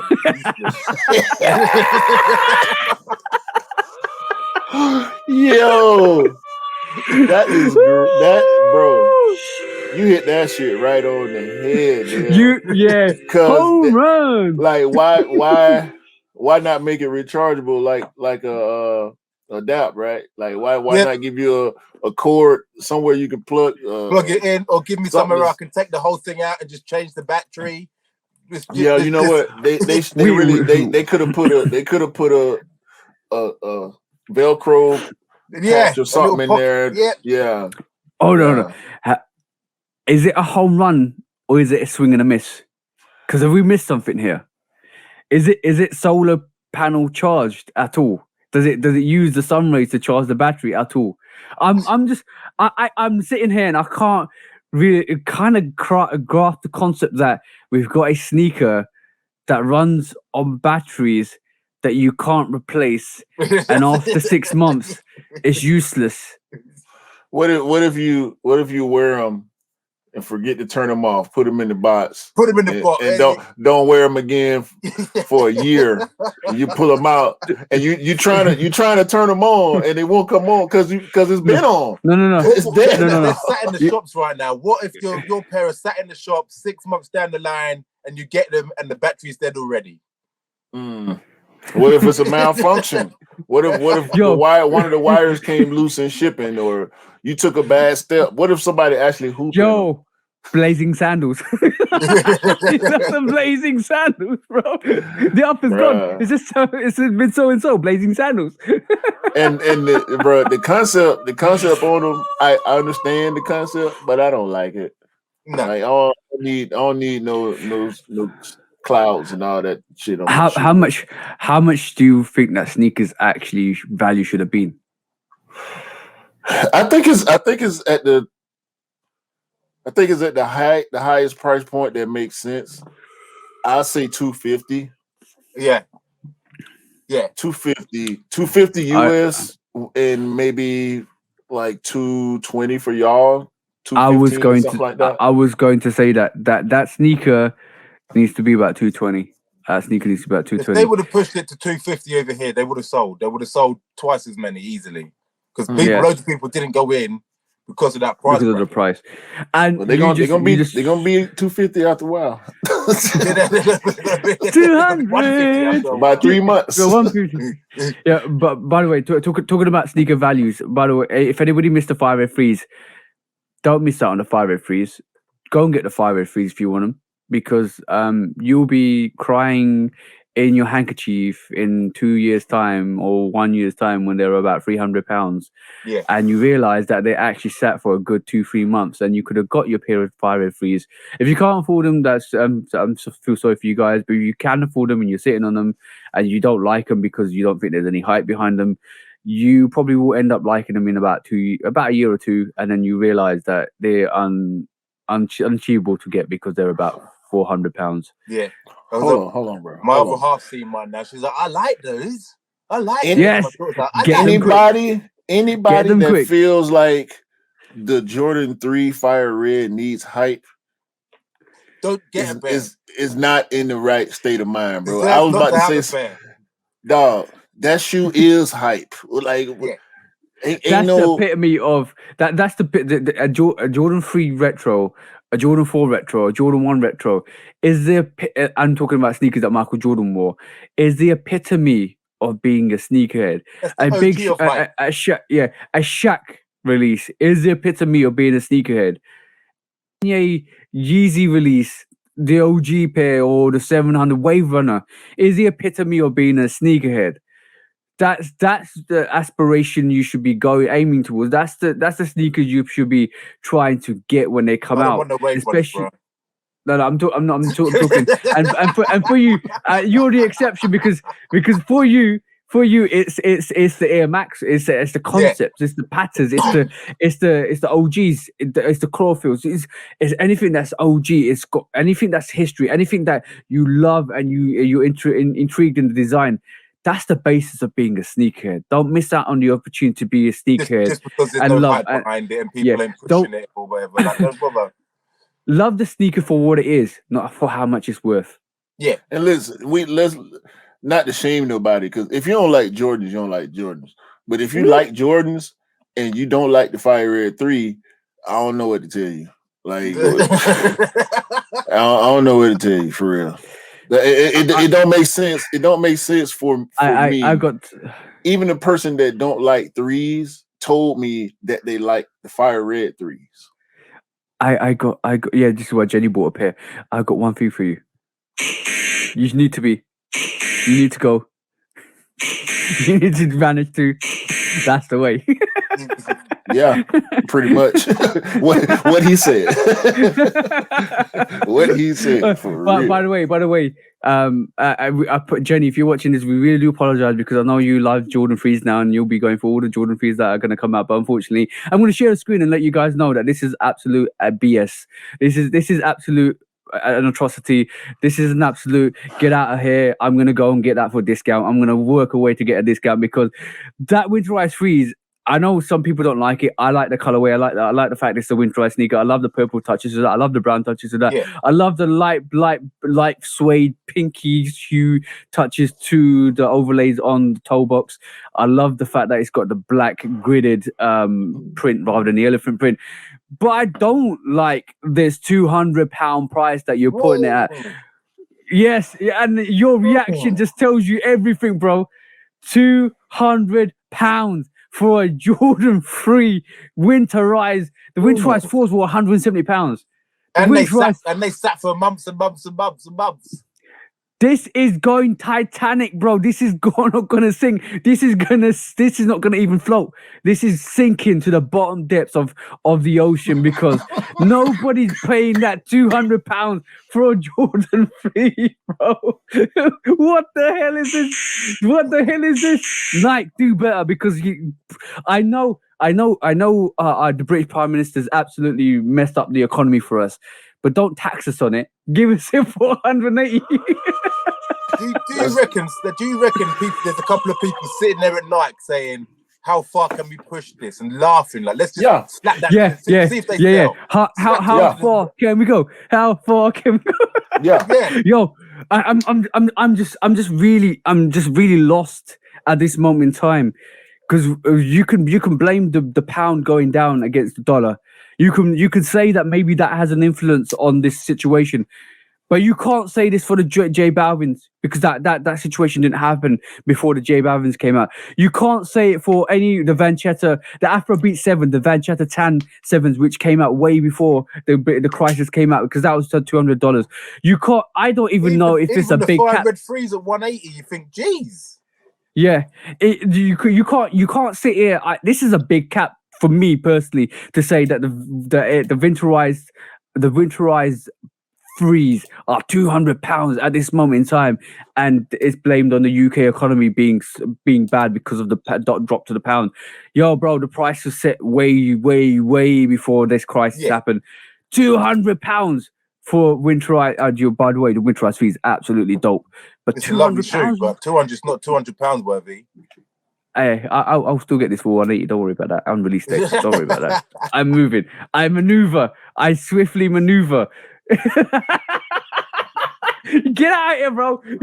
Get out of here, bro. It's not. You know what? It could be because it's a premium sneaker. Stop laughing, G.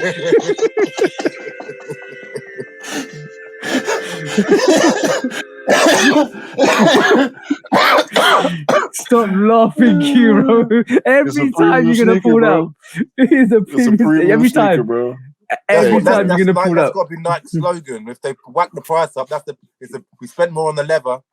We spent more on the leather. Like, yeah, it's a premium sneaker, bro.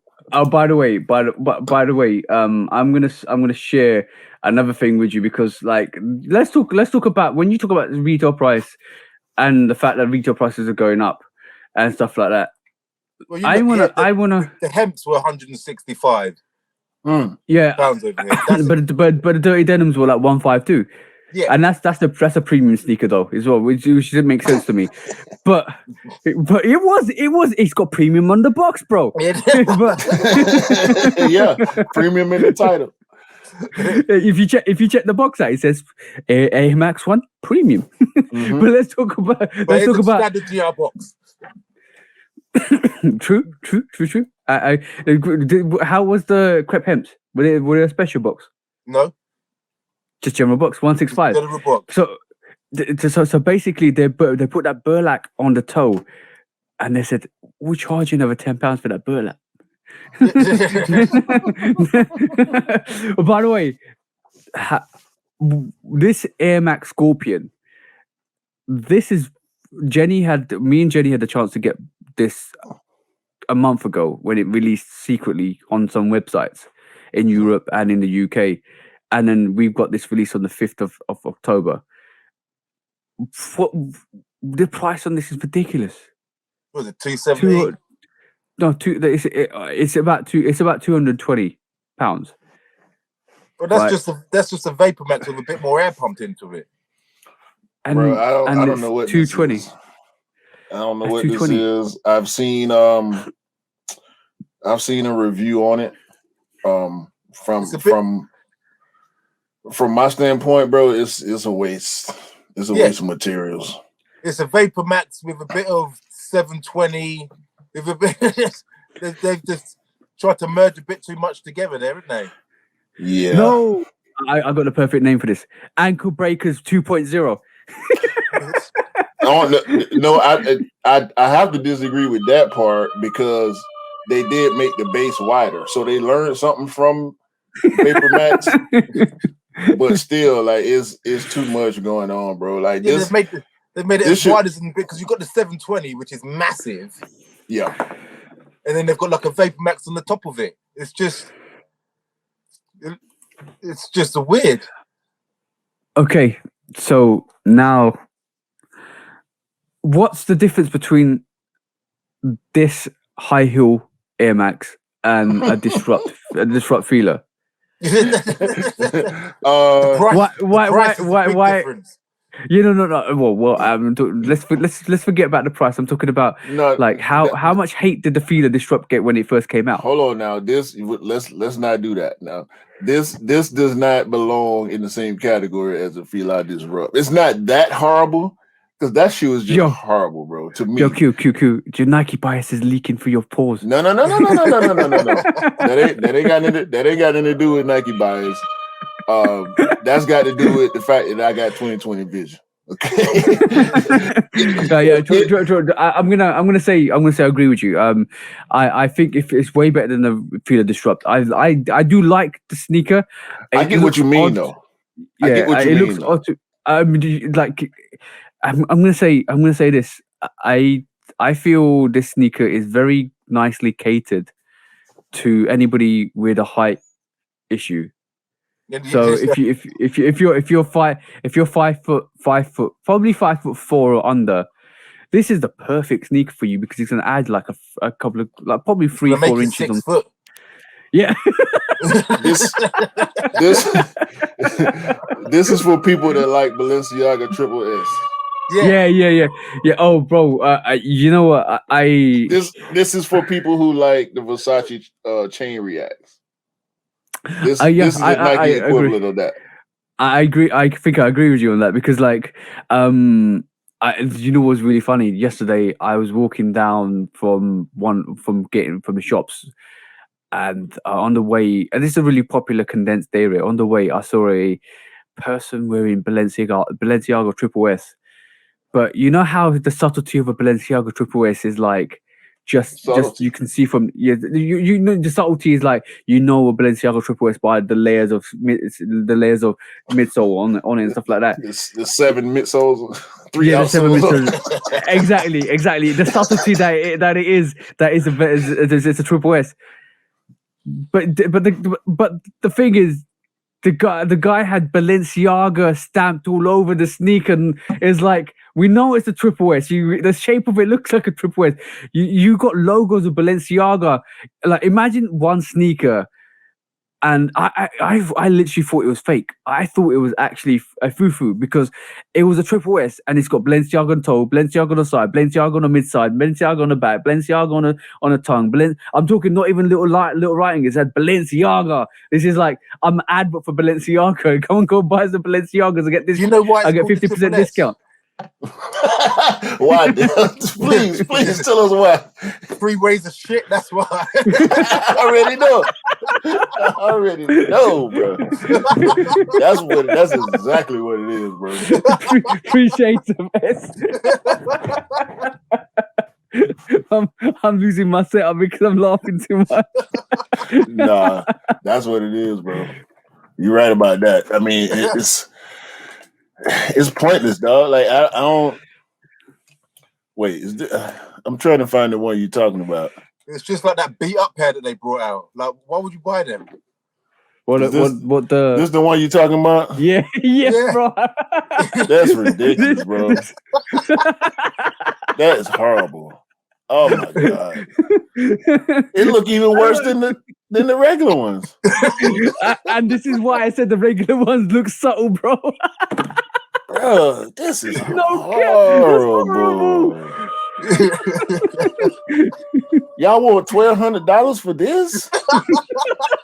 $1,200? Yo, bro, it's $100 for the name alone every time they print it. $1,200, bro. Are you serious? Look at this. Look at it. Look at it real good. Anybody that's like a fufu, doesn't it? Bro, anybody that's watching this, you know what I was talking about. Anybody that's watching this on YouTube, bro, please comment what your thoughts on this. This is horrible, bro. This is garbage. This hot garbage, bro. That's definitely Triple S. That's the Triple S. The trash bag should come with this shoe for you to carry. You shouldn't have to. You shouldn't. Nah, bro. I mean, the leather look fake. The paint look horrible. Bro, what is? Hold on. Well, let me see. 1, 2, 3, 4, 5, 6, 7. Let's just say there's 14 Balenciagas on one side, right? That's just 28 Balenciaga. I'm doing the calculations here. How much is the sneaker worth? It's on the front too. Okay, 29, 30. So there's 30 Balenciaga signs on it, right? Let's just say average 30. And how much is the value of the sneaker, bro?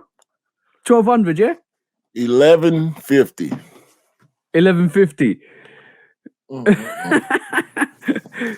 You're paying $38 every time they print the Balenciaga on the sneaker. Hold on. Don't forget about the one I white saw. one. Don't forget That's the about the one I white saw. man. That's the one I saw, bro. That's You the got to one I was complete like, the pack. You know? pack mentality. Where's the wolves when you need them? I don't understand, bro. It's a whole staircase on the back of the shoe, man. Like it's the stairway to heaven on the back of the shoe. Man. It's stepping up levels. It looked like a monarch. It looked like a monarch mixed with like 5 different shoes, and they just put every outsole on it. Like I don't understand, bro. I don't understand, bro. This is why monarchs continue to sell, bro. Yeah.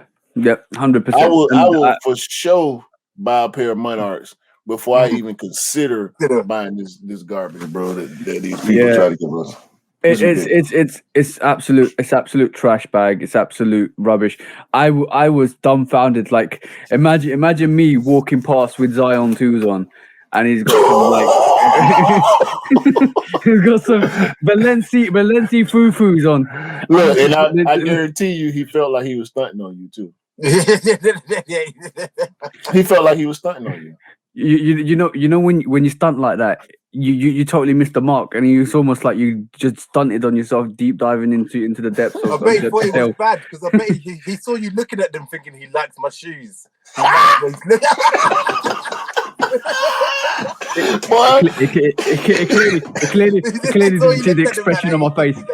It clearly didn't see the expression on my face. No, boy. You a whole crash test dummy out here walking around with them on, bro. I'm sorry. I don't care how much money you got. Yo. You a crash test dummy, bro, walking around with them on, bro. I'm sorry, dog. I'm sorry. Listen, I know probably a lot of rappers that I listen to, a lot of celebrities that I'm fond of, probably got them. But the thing is, when you see people go on, especially like Full Size Run or sneaker shopping or whatever, when the host asks the guest, "What's your worst purchase?" everybody end up saying a designer brand. Yo! I swear down, this is actually look like him. Yeah. There you go. Right, this dummy. So what we're saying? What are we saying? Are we saying hype beast designer, hype beast are crash test dummies? Yeah, I think so. Because it's bro. Can't nobody can tell me that's nice. Jesus Christ could walk in this room right now and try to convince me them triple S's look like something. And bro, I'm gonna have to put him on out of here, bro. We can change the subject, man. Let's talk about something else, man. Like, bro, ain't way. I love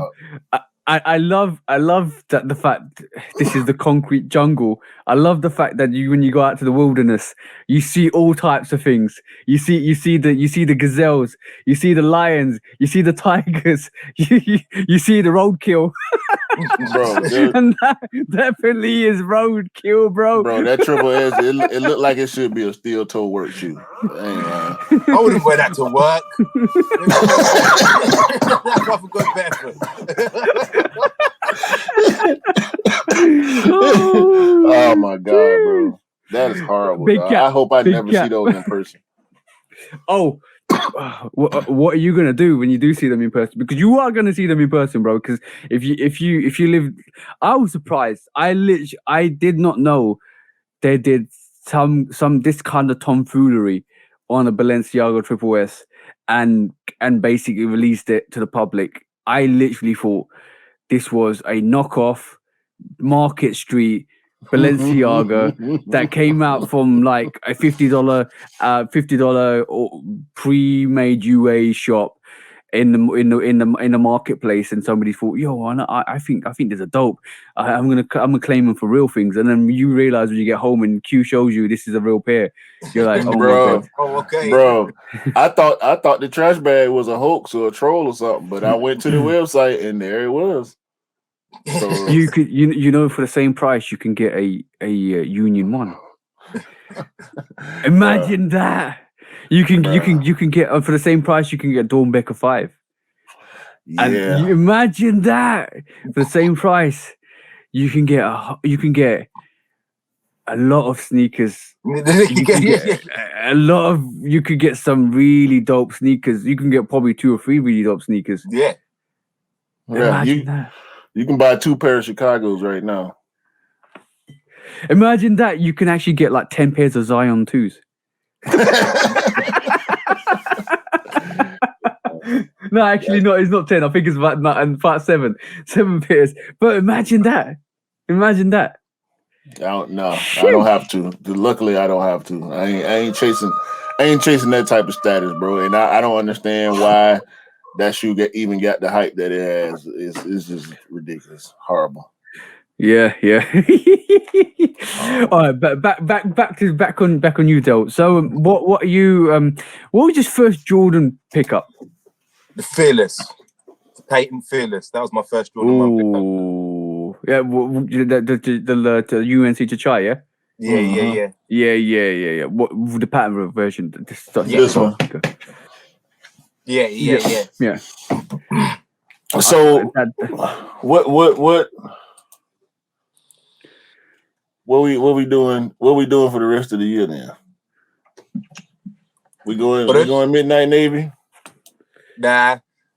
What about you, TJ? No. That's my answer. Okay. We already know we all going Chicago, right? Yeah, we want. Yeah. I'm going Chicago. You going Chicago? Your grandma going Chicago? Your auntie, your cousin, your enemies going. Your friends, everybody in the whole world. Even my dead relatives will be having some interaction with those. Everyone's got a sneaker account by the end of this. Yeah. Round of applause. Round of applause for that. Yo, by the way, the Cardinal 7s are £200. I got 200 for them. No, it's not $200. £200, bro. Yeah, I got $210. That's about $200 as well, then. Yeah. That's ridiculous. Hey, you know what I'm gonna say? I'm going twos. I'm going one. I'm getting it for. If I can get it for E, I'm gonna get it for E. It's a dope sneaker. You're not going for him either, Dale. Nah, I don't do twos. It looks better in a high. I admit that it looks much better in a high, but I'm not. They're not for me. Yeah, same here. I'm keeping the same energy. I'm going twos. I'm going Cardinals. I'm going ones. Are we going Gorge Green for the fall and winter? Give me some more. Give me some more. Might have to have them. They look real. I got a better one. February time. Yeah, I got a better one. That's that. I love that forest green look on it. It's so dope. That's mine. they got a real COJP vibe going on there. Yeah, hopefully the leather is COJP-ish. As long as it's got that Bordeaux leather to it, I'm good. I'm cushy. This is gonna be another dope release. At least Bordeaux level, I can agree with that. What are we doing with the stolen 11s? Nope. No cherries. Okay. No cherry. No, it's not the cherry on the top in this year, bro. This is not the cherry on the top this year. It has to. The cherry on the top this year is the Chicago 1s and 2s. Yeah, I think these gonna do pretty well, but they'll be available. Probably gonna pass on those too. Yeah, they'll be available though. I got breads. I don't need a white and red. Yeah. So I'm do you cool reckon with the breads. Chicago 1s are definitely shoe of the year this year then? On a lot of people's list, probably. I think so. Yeah, I think definitely. I wouldn't. I can't see putting nothing else over it. What are we doing with the faux pony Jordan 1? You've just said what they are. Ponies. Pony. Yeah, give them to the ponies. I don't know why they did this. No. This don't make no sense to me, bro. And especially, you know what? No. I know. Let's just be real It's here, got the bro. panda colorway to it, so they'll sell out. Yes, exactly. Yo, let's. You know, it's like the painters painting is making that magnificent painting for the panda, and all of a sudden there's a splash on the floor. It turns into the pony ones. Yeah, it's just a little bit. They make it a little bit dark. Make that little white grey. They'll sell out. Yeah, we give it that Georgetown grey. Give it that pony fur hair. Don't call it a panda. And ironically, we're gonna get OG 85 cut panda Jordan 1. It's not a panda. It's black and white. I know it's not panda. Let's not do that. Let's not be around the bush, bro. We know what the everybody's already calling it panda. Let's not do that, bro. Just call it black and white. Everybody is black and white. The panda is reserved for that dunk low. I don't even like calling the dunk high black and white a panda, but it's a dunk, so I guess everybody go with that too. But I don't like that. I'm gonna say one thing about this sneaker, right? Before you mention it, bro. This is the Jordan 11 Midnight Navy. If that was a little bit lighter and it's a women's exclusive, if that was a little lighter and it's at extended sizes, that's the Derek G11 highs. The materials look lovely. If they did extended sizes on these, I would be in on this. I ain't gonna front. Yeah. I feel this is gonna be very blasphemous, but I feel this is a better version of the Jordan 11 than the Cherry 11s. Yeah, because of that Derek Jeter vibe to it. That's not blasphemous. I mean, I didn't like the Jubilees. I like the women's, even though ain't no way in the hell I was gonna buy a white and silver sparkly Jordan 1. I like the women's better than I like the Jubilees. As long as that suede on that toe box, that normally when you get the patent leather is not sparkly like the ones we got, like the 11s we got a couple of years back, like the black 11s. As long as it's not sparkly, as long as it's not like too effeminate, like in terms of like giving it that feminine touch to the sneaker, right? And I understand sometimes you have to turn the sneaker a bit more to the other sex rather than make it unisex, because this looks like it's more of a unisex sneaker than it is a women's exclusive, which is good. I like this. I truly do like this sneaker, just because it gives me that Derek G11 vibe. That's, and I keep saying that, if that suede, if that color wasn't navy and it was a bit more lighter, more rich in blue, to give it that vibe, this will be a no-brainer. But I do like this sneaker. I do like the Jordan 11 Midnight. Is it Midnight Navy? Yeah. I believe that's what they're calling it. So when do you reckon Nike are going to stop with the women, the men's exclusives, and just do a full size run and everything? Nearly. Well, when I think me and Cam discussed this on the Customs Talk on Instagram, when they changed the bell curve to make it more realistic to women. So basically, the bell curve always is top heavy in the middle average ranges, and it bottoms out evenly to the lower sizes and the higher sizes. As they drop the bell curve and have a consistent size run from like 2.5, or not even 2.5, from probably like more like 4 onwards to about 8 or 9, even 10, and then drop the bell curve to a normal for the larger sizes, then you can call it more of a unisex sneaker rather than a men's. And general sneakers are more men's exclusive, and women's exclusive are dedicated to the smaller sizes.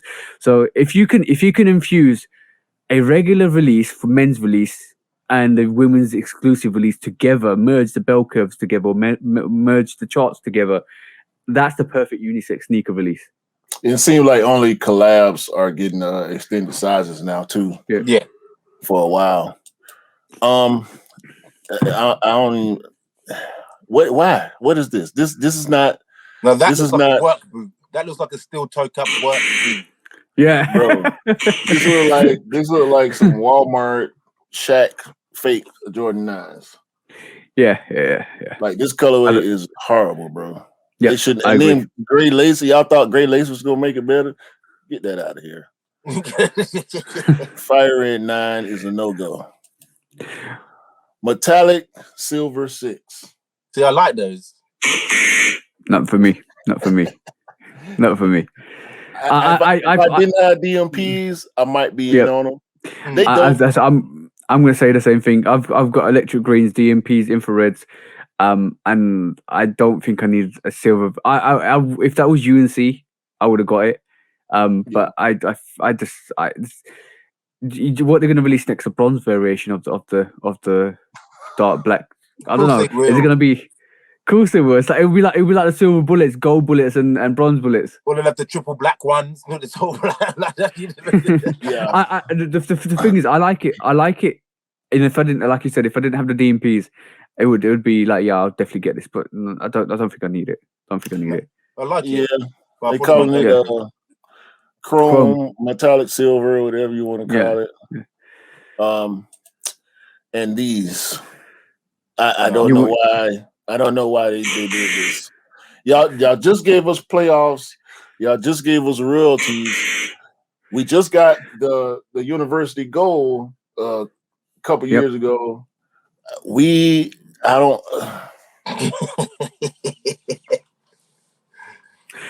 it me? Is it me, or is it whenever Jordan just releases an all black sneaker, except for the Jordan 3, but when they release an all black cat, or this is more like a all black sneaker.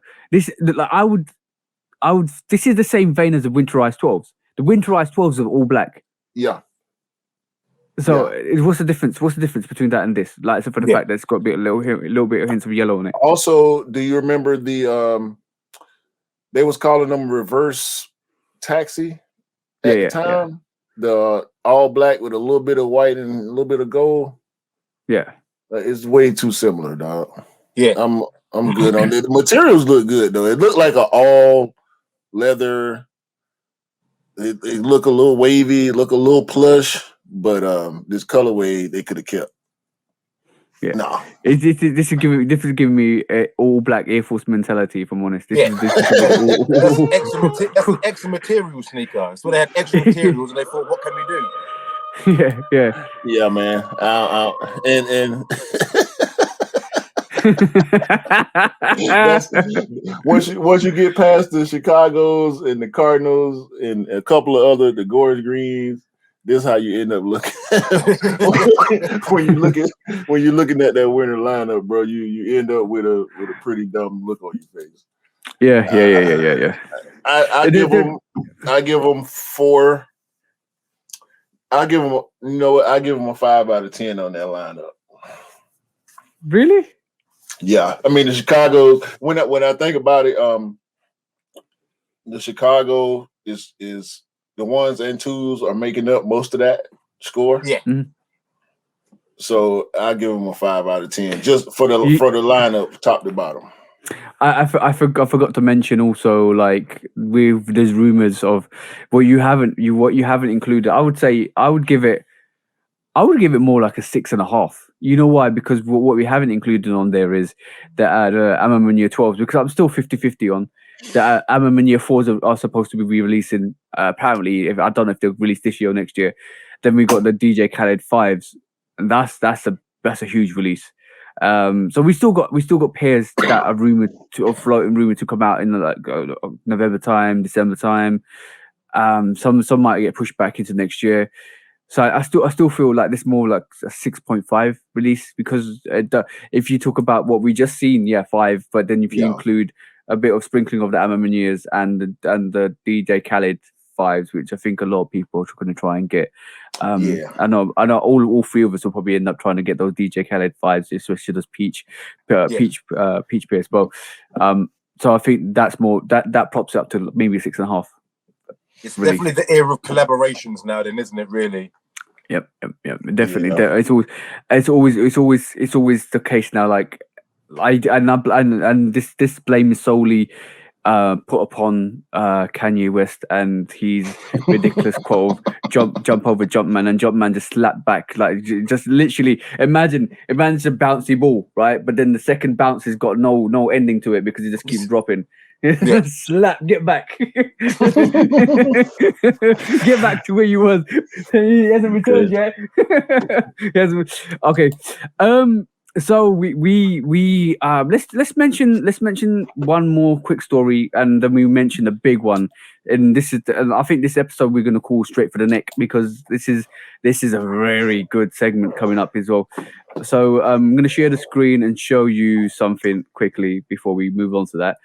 And it is this, and me and Dale would probably be a bit more in tune to this subject here, and it's Skepta moving on The to Puma. be the Puma.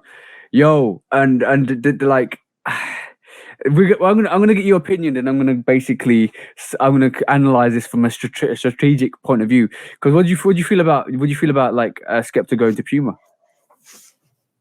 If they're gonna, I reckon he's gone because they've given him more power to do what he wants to do with a shoe. Yeah, he's going to have creative freedom to do whatever he wants to do. That's why he's gone there. That's the main Yeah. reason. Nike don't give anybody creative freedom, really, do they, on anything? Yeah, and Not too much. Not too much. Now look at it from Puma's point of view. They've got Jay-Z heading up the basketball range. They've got Skepta now in tune. They've got Melo Ball with their Melo Ball ones, and basically his basketball sneakers. It's like recruit time. They're building an army in Puma. Yeah, they're building a massive army in Puma. Well, they know that they could overtake Adidas at the end of the day. They're sniffing. Everybody's sniffing blood. Everybody's sniffing blood at this moment in time. I'm not even joking. Adidas seems like a wounded animal. Like, we talk about the concrete jungle. Let's be honest. If it was the concrete jungle, and if we are talking about a jungle, Adidas is bleeding out here. Yeah. Because of the Kanye West situation. And Nike aren't too far behind, losing Virgil the way that we did. Travis Scott finishing with his Jordan 1s. What's he going to do? What else can he put a backwards tick on, for fuck's sake? Yo, don't release those Jordan 7s with the ticks. I'm warning you guys. Don't release them. Don't release that with a reverse tick. Don't release that with a reverse tick. J Balvin seems to have lost his head. Yeah. So what Nike, when it comes to collabs, Nike, they've not got much to coming up. They've got Amaman, but there's not many more that they can do unless they transform something different. I feel like the Khaled move is a big move. Like, in terms of the Khaled move, this is the first time we actually seeing him release a silhouette, a proper silhouette. Except for the fact that he did a We the Best Jordan 3s, and the We the Best Jordan 3s are dope. And I don't like. I'm not going to call them a knockoff. United and the Royal 3s, they're not knockoffs. They stand in their own right, but they're heavily based on those Khaled 3s, and they should have just dropped the Khaled 3s. And that would have been the situation over, because those Khaled 3s are dope. They're We the Best Khaled 3s, especially the base, especially the blue pair. That is a dope release. Now they're giving an official release in terms of the Jordan 5, and we bro, me and Cam talked about this offline. You should have made it. You should have given one to friends and family, and then the other 3 should have released. As a matter of fact, you should have made the white ones friends and family, because that's the least desirable one in the market, and you should have released the other 3 to the public. Yeah. Hopefully we'll see. What else have they got coming up? Nike haven't really got much in the. It doesn't seem like they've got much in lines of collaborations. I'm gonna say this. I'm gonna say this. Don't count. Let's just not count our blessings at the moment, because like Nike always come back and slap us down again and say, "Here you go." Yeah, they would do. It's something new. That's the other reason why they're going more direct to consumer as well. Yeah, because they say they're earning more profit out of it. So Skepta's joined. He's a very big grime artist in the UK. Skepta's gone and joined Puma. They're recruiting. They are definitely recruiting an army to take on this battle against Nike and Adidas. Adidas is falling down the waist. As soon as they lose Kanye West, it is a sinking ship. Definitely. I think is they'll probably take the J. Cole approach with Skepta and give him his own silhouette, and based on how well it does, it's going to determine the future of this partnership with Puma. because Puma still is climbing. They trying to catch. I think they're still trying to catch Adidas and we've put Adidas third behind New Balance and Nike. So Adidas got some work to do. Hopefully Skepta can in relevance at this moment in time, yeah, I'd say that. But in terms of the business model, I think Adidas is still second, and the other companies are climbing. But Puma hasn't really. This is their second wave in terms of them doing collaborations, because Puma's done collaborations with loads of Caribbean artists. They created a Puma variation for the Caribbean, especially Jamaicans. They've done a lot of things in that brand. Now they're actually reaching out to the grime scene. It's big moves. Like, I'm talking, this is a big move. And in terms of chess, this is definitely coming close to checkmate for New Balance in terms of Adidas at this moment in time, because this is like we're putting the pawns in place for this battle. So from this alone, this is not the straight to your neck position. Now, what I'm going to show you guys, and what I'm going to kind of relate to now, is this. This is huge. This, to me personally, is we're here now. We've just landed, and we are going straight for your neck. And this is the Pata New Balance collaboration. Yeah. This now is we're big. We're big here. We got Joey Fresh Goods. We got Pata collaboration, and also last but not least, this one is huge as well. And we looked at this the other day. I think we looked at this the other day. They've got with Pata just at the right time, then coming onto the back of the Air Max 1 as well. Yeah, and this, bro, a Palace collaboration with New Balance. This is the 9/8. This Palace collab I like a little bit more than the Pata collab, but they both dope. Yeah, New Balance is just continuing to push it, man. Yep. This is literally now. They've done their Joey Fresh Goods. They've done their collaborations with a lot of great artists.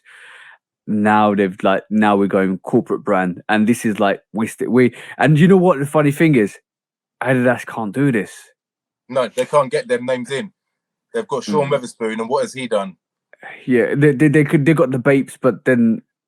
Okay, cool. It wasn't that popular when they did the Bape. That's niche. ZX.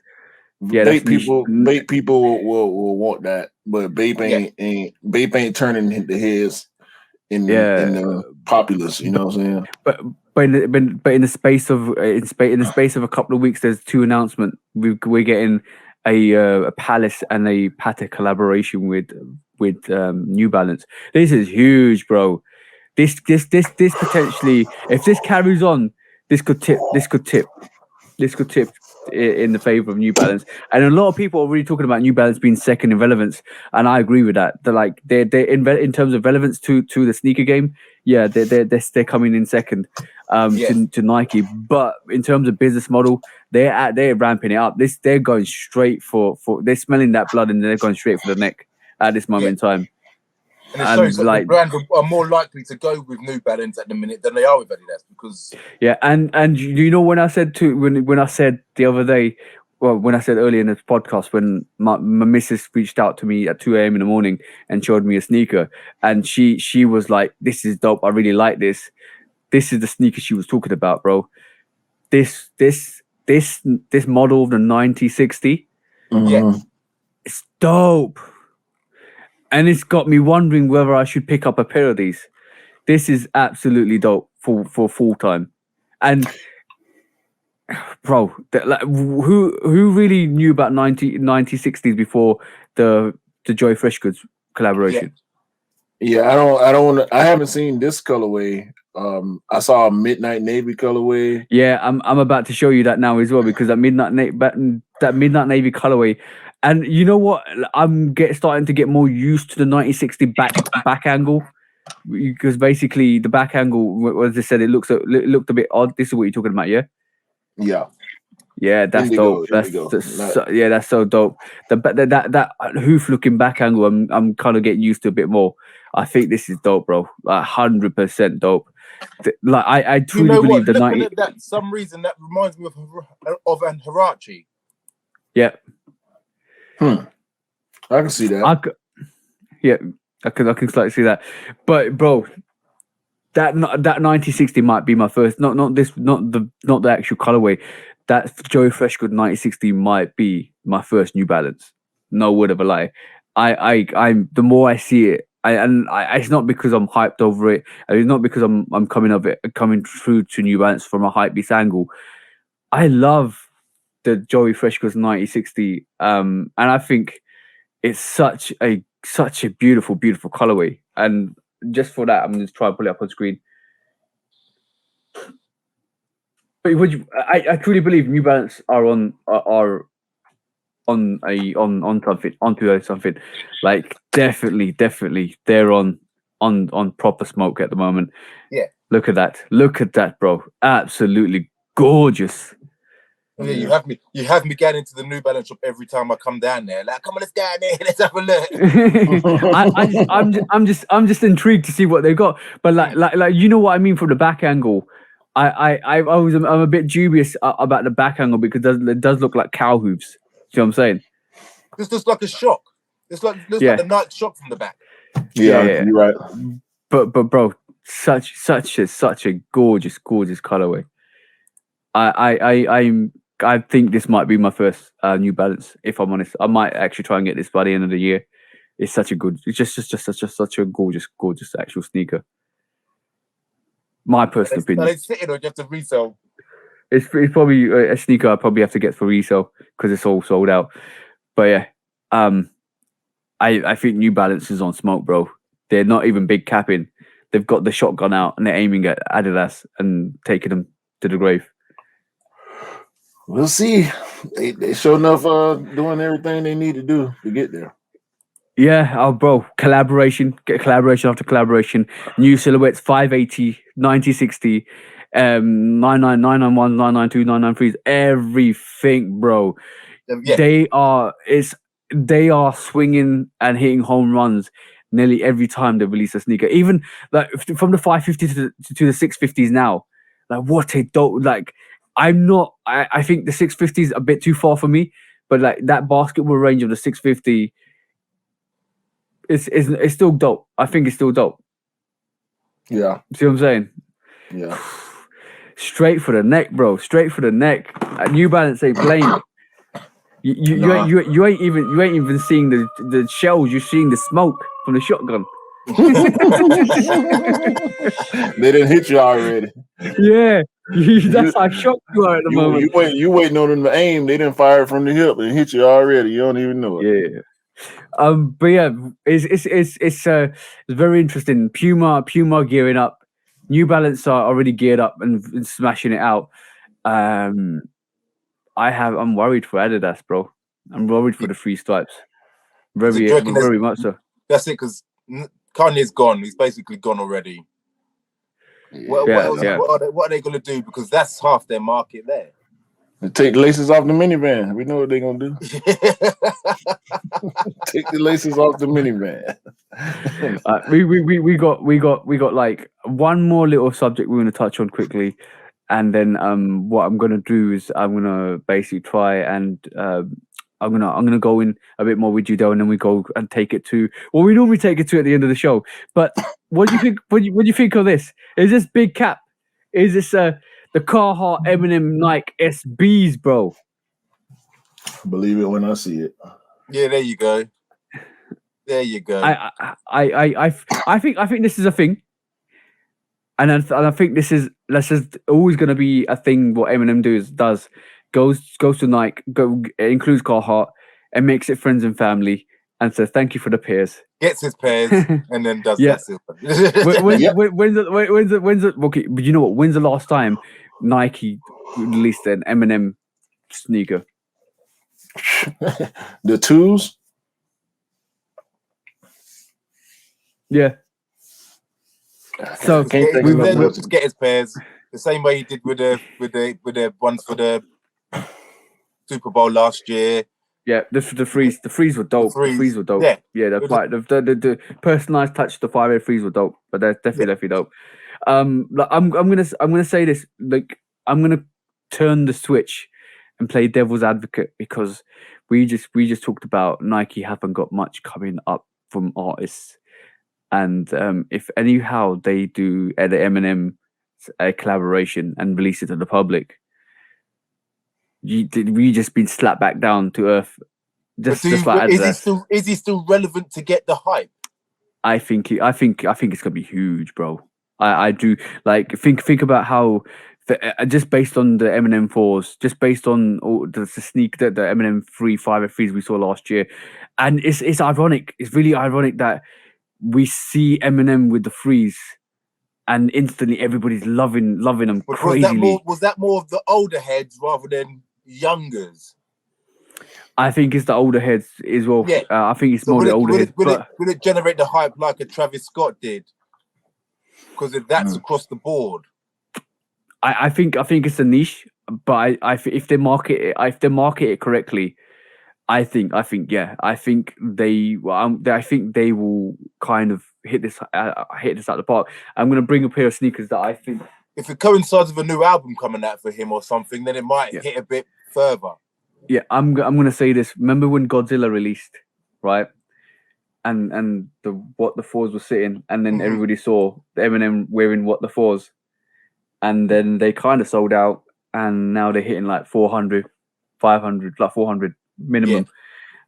This is the What the Fours is a great indication of what might happen if Eminem drops a collaboration. Like I truly believe, even though he hasn't got the relevance, and even though he's quite still popular in the music industry, because he hasn't done a collaboration with Nike, and everybody loves the friends and family pairs, it's going to be a situation, bro. I truly believe it's going to be a situation. So they're playing devil's advocate. If they do release an Eminem collaboration, then they've got Khaled and Eminem and Travis. And then you're like counting numbers of like Eminem unions, Patters. It's like, oh shit. it's welcome to the Nike collaboration party. Especially if they're slapping that with Carhartt and SB as well, that makes it a bigger collaboration as well, doesn't it? Really? Exactly. So for me, from my perspective, I still think this is going to be either a very limited sneaker release or a friends and family pair. And ironically, didn't they re-retro the Eminem 4s for him again, because he wanted pairs, because obviously for his friends and family again. Like, was it 2019 when they did that?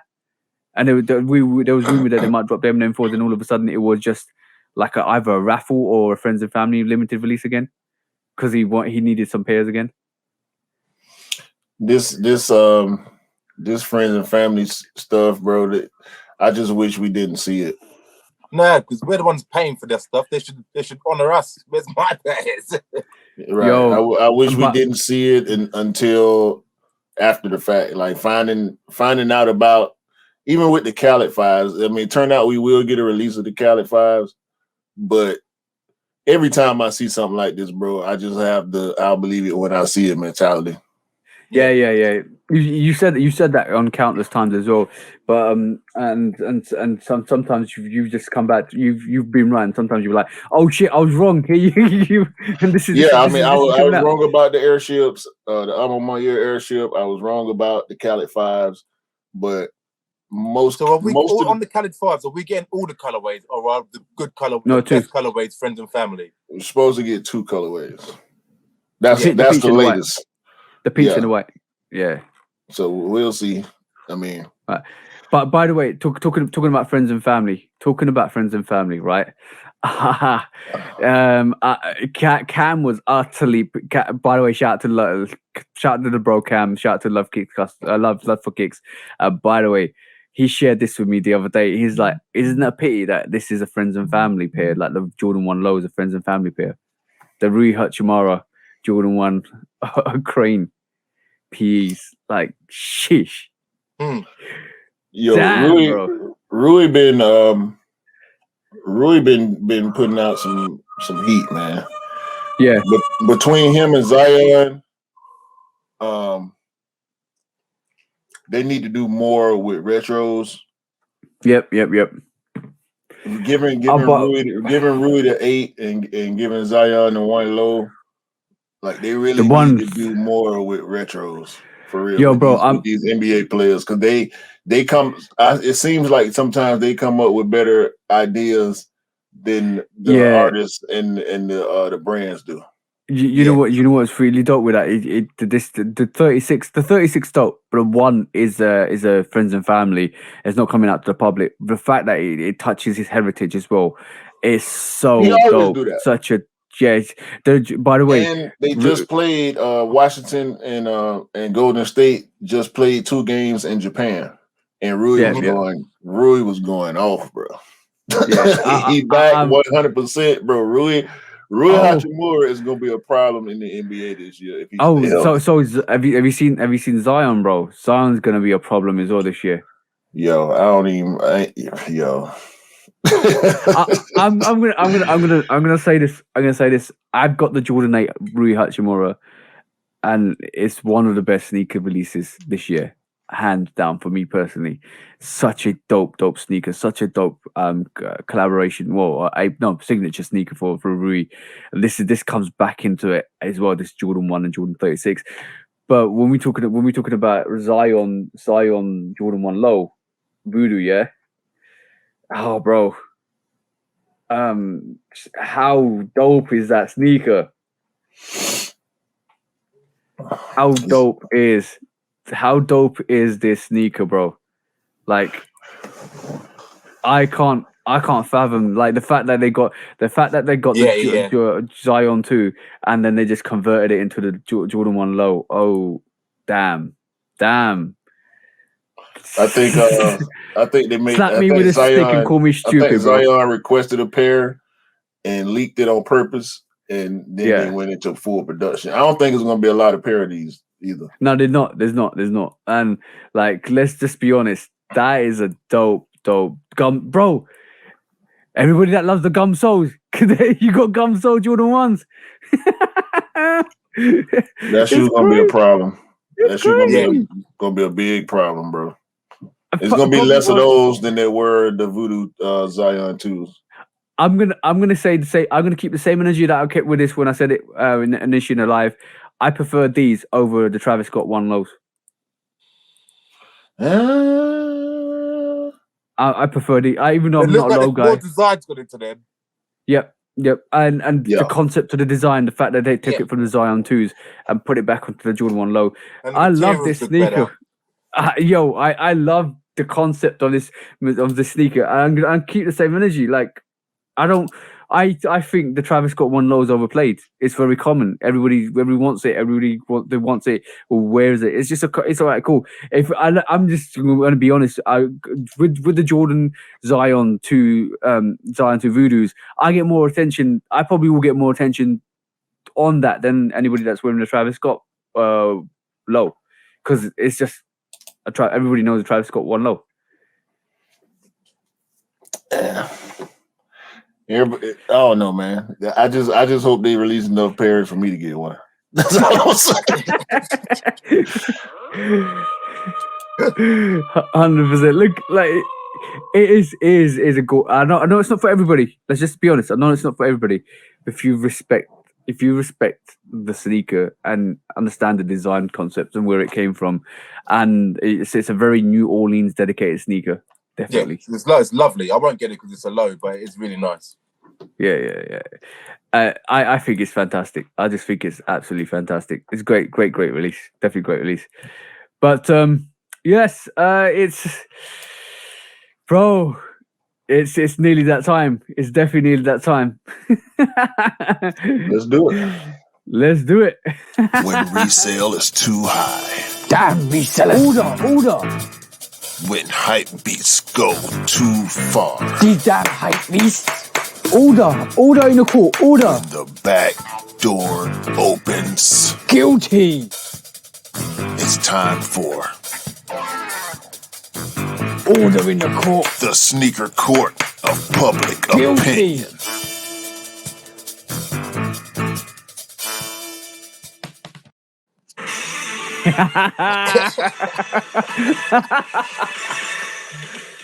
Guilty. Q, you just put me off, bro.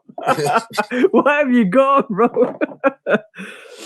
Yeah, man. I had to leave the executioner behind today. Today somebody might get pimp slapped or cut. What have you? Oh no, I just totally missed that. What did you pull up, bro? I got my blade here. Somebody might get cut. I literally thought you was gonna bring out like a one of those like leather gloves. No, I ain't got no leather glove, but I will cut you. All right, cool. So because we have a guest on and because Dell's on today, what do you want to put on the docket today, bro? What's your gripe? What's your beef? What's your bad behavior that you want to bring onto Sneaker Court? I haven't really got none. Couldn't really think of anything. Okay, people that wear Balenciaga shoes. Since we talked about that on the show. All right, let's address it. All right, cool. We've just seen the Balenciaga Triple S branded variation that costs $38 per Balenciaga logo. So that going for 1150. Are we like? Let's just put designer brands all into it because let's not isolate Balenciaga. Let's put everybody in that bracket. We've seen Mason Margiela, Balenciaga, everybody associated with ripping off other people's designs, getting away with it because you probably got the lawyers to, and kind of constantly ripping off artists. And this is a segment into what the next court case is anyway.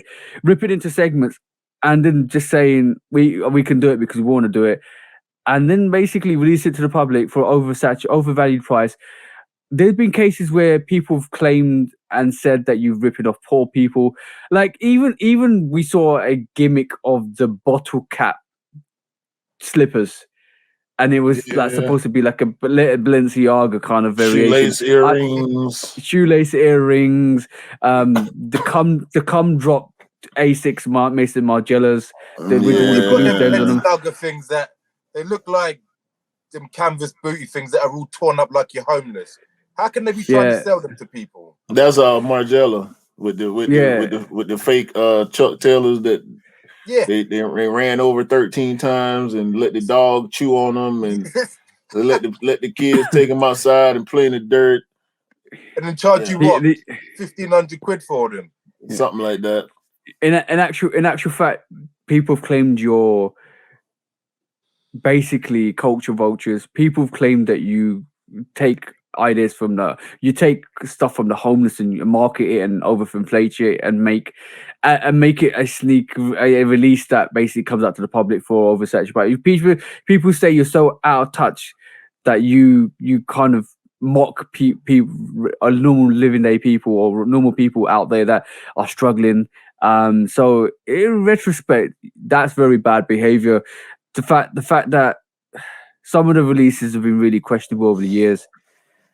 The fact that you release what you want, and you don't give a real interest of anybody because you think you can just kind of market anything and anybody will buy it. And it's not looking good for you guys because they've got no style and no substance. There's nothing there really. You could whore out the name as much as you want. But it doesn't matter. It doesn't mean your quality of your sneakers or quality of your product is any good.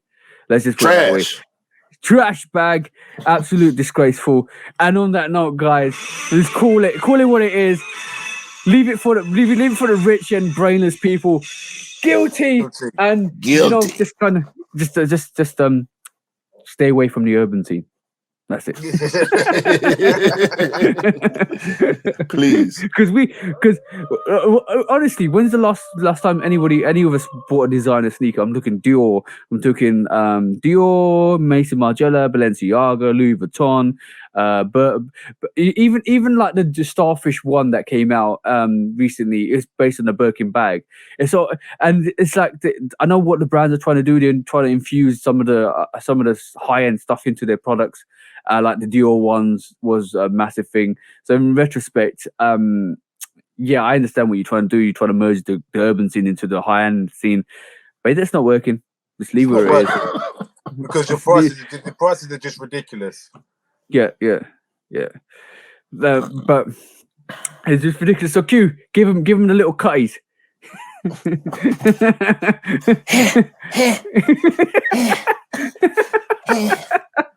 Sucker. You just got pimp slapped. Jive ass brands. Y'all keep that shit over there. Yeah. Right. Next one. I don't like to do this, but I have to do this.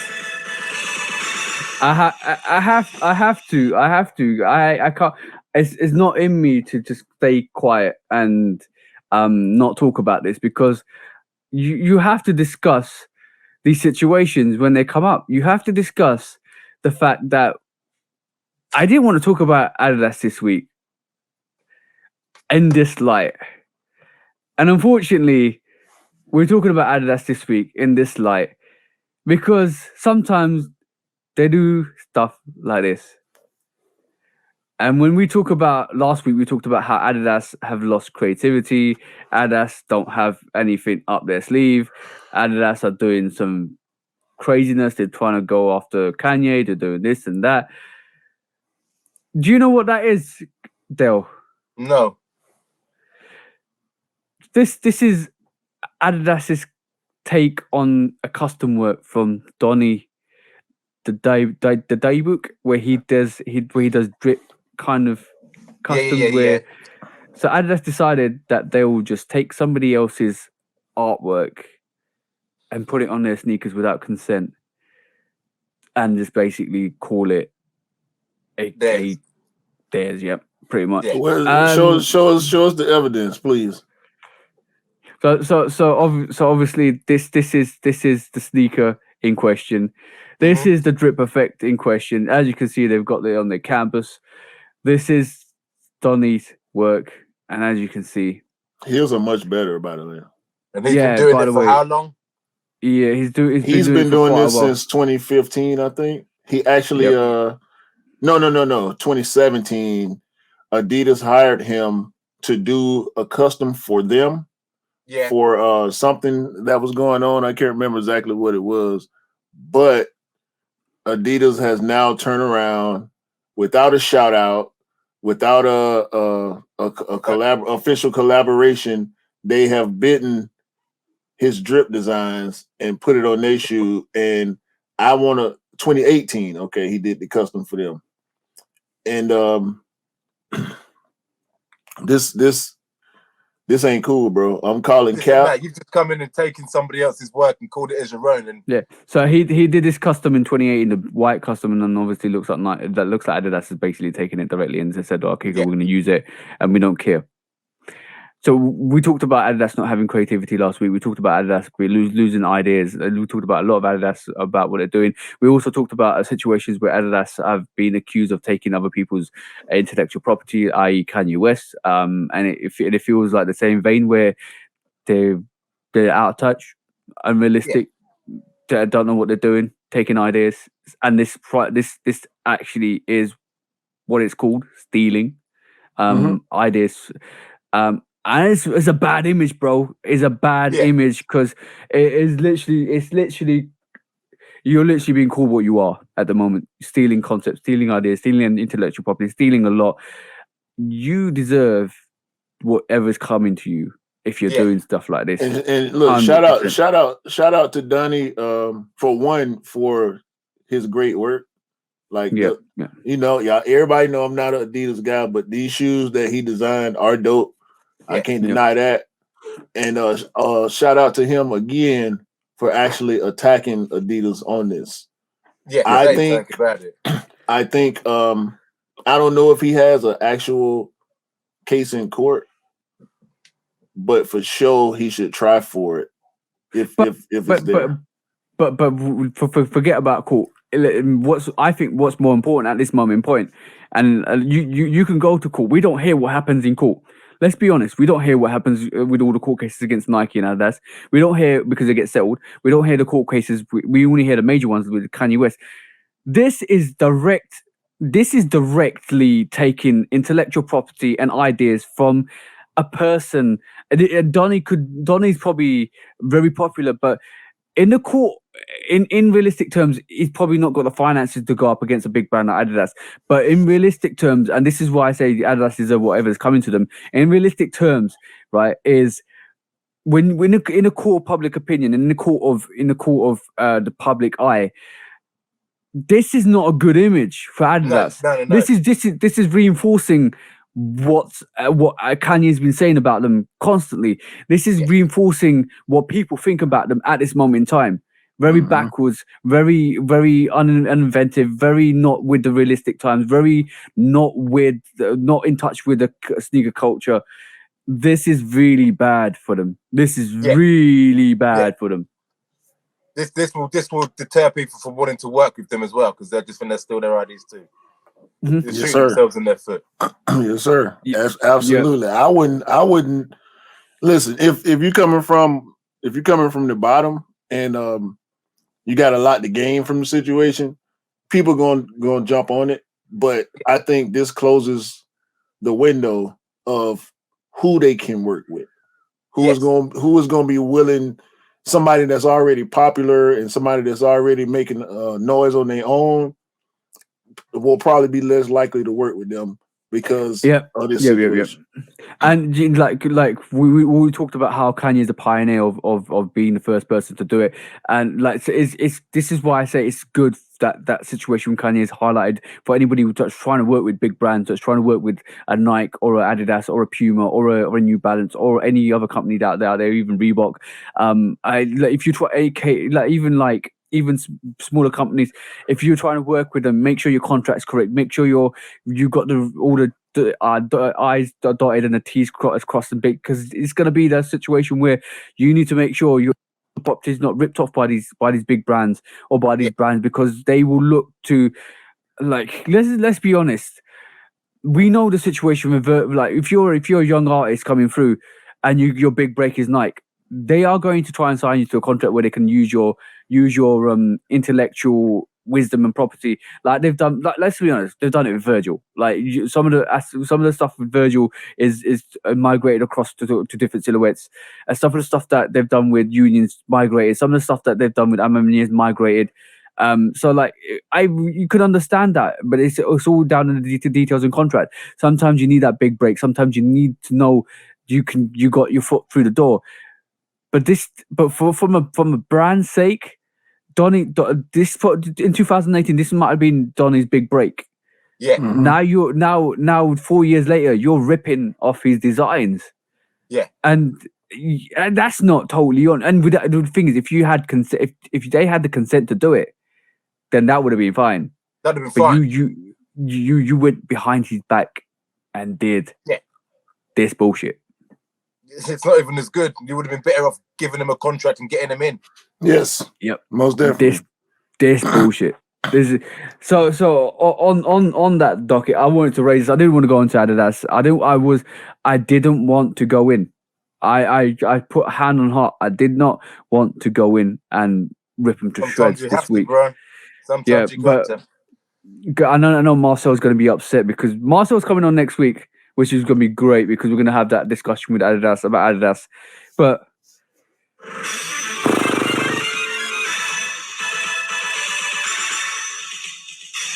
guilty, because Kanye was right. Give back people's intellectual property. And you know what? It's a poor state when somebody can say Kanye was right, because like you must be doing something really bad if we're saying Kanye's right. Yeah, and no knock to Kanye, because at the end of the day, we want to see all the big artists and all the people win. Even like sitting here, bro. I want to see everybody win. I don't care if it's Nike or Adidas or stuff like that. I want them to do the right thing to I win don't the want to see right people way. getting ripped off. That's what you don't want to see. No matter who it is, how Exactly. big you are, how small you are. You don't want to see anybody. Exactly. See, the bottom of this gavel will hit your head if you don't do it right.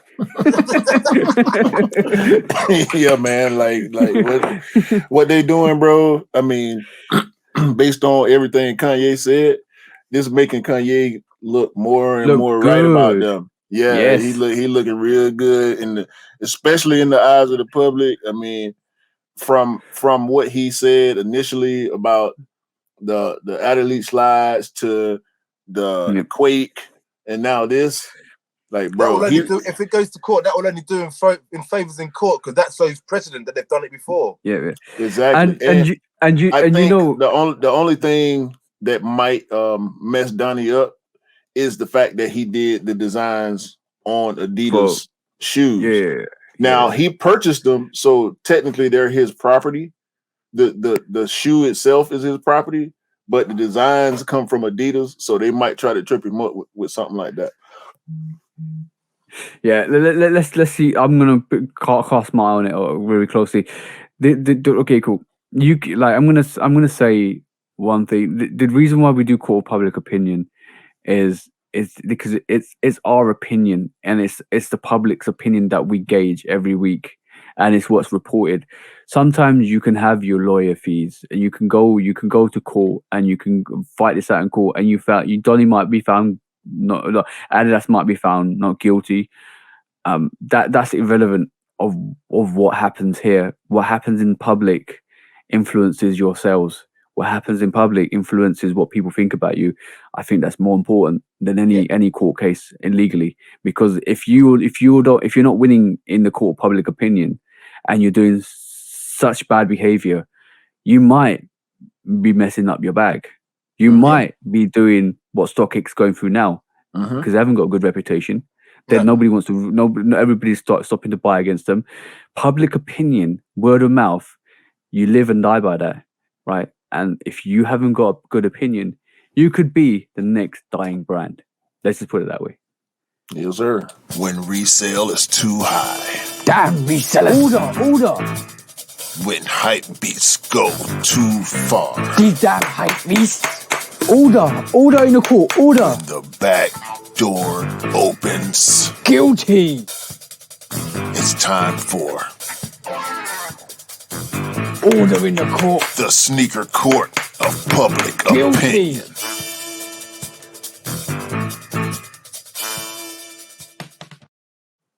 Oh, by the way, I just want to say shout out to UQ for that intro, like that sneaker court intro. Because every time I play that now, and my missus hears it, she always stops and listens to it, and she goes, "That's so good." I was like, "Yo, yeah, that's Q. That's Q's invention." Because like Q had me recording all the little guilty and stuff, all in the court, and he pulled that together. It's so good. Like I love that intro. Is one of the best intros that she's heard in a while, and I love that. And bro, this is me throwing praise your way because that's awesome. That intro is absolutely good, like absolutely brilliant.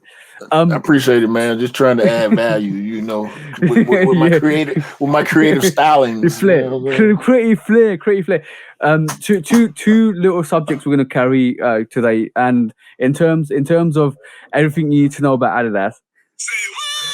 So, a little bit of a fact for today. Adidas trademark isn't even theirs. So basically, when we talk about stealing, not talking about stealing, when we talk about intellectual property, Adidas actually bought their three stripes trademark from Kaho's three stripes. Adidas bought that trademark from Kahu for about 1,600 euros and a bottle of good whiskey. Back in the day. So realistically, they didn't even create their own logo. That's what you need to know, guys. That's all you need to know. But last subject, and we always do this when we get a guest in.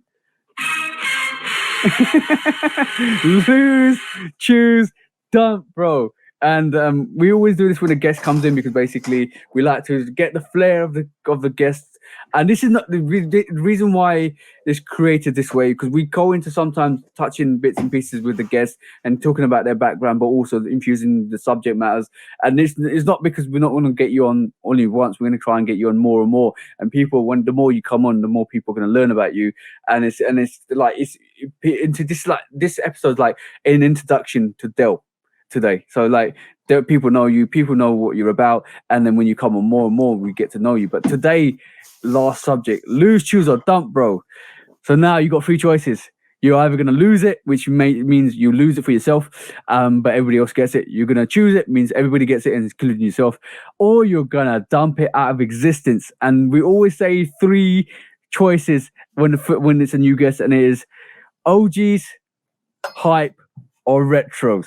No, not retros, GRs. Sorry. GRs. So what you're losing, what you're choosing, what you're dumping? I'm choosing OGs. Yes, sir. Yes. You already know. You already know. Yeah. I'm losing. Was it hype? I'm losing the hype. Yeah.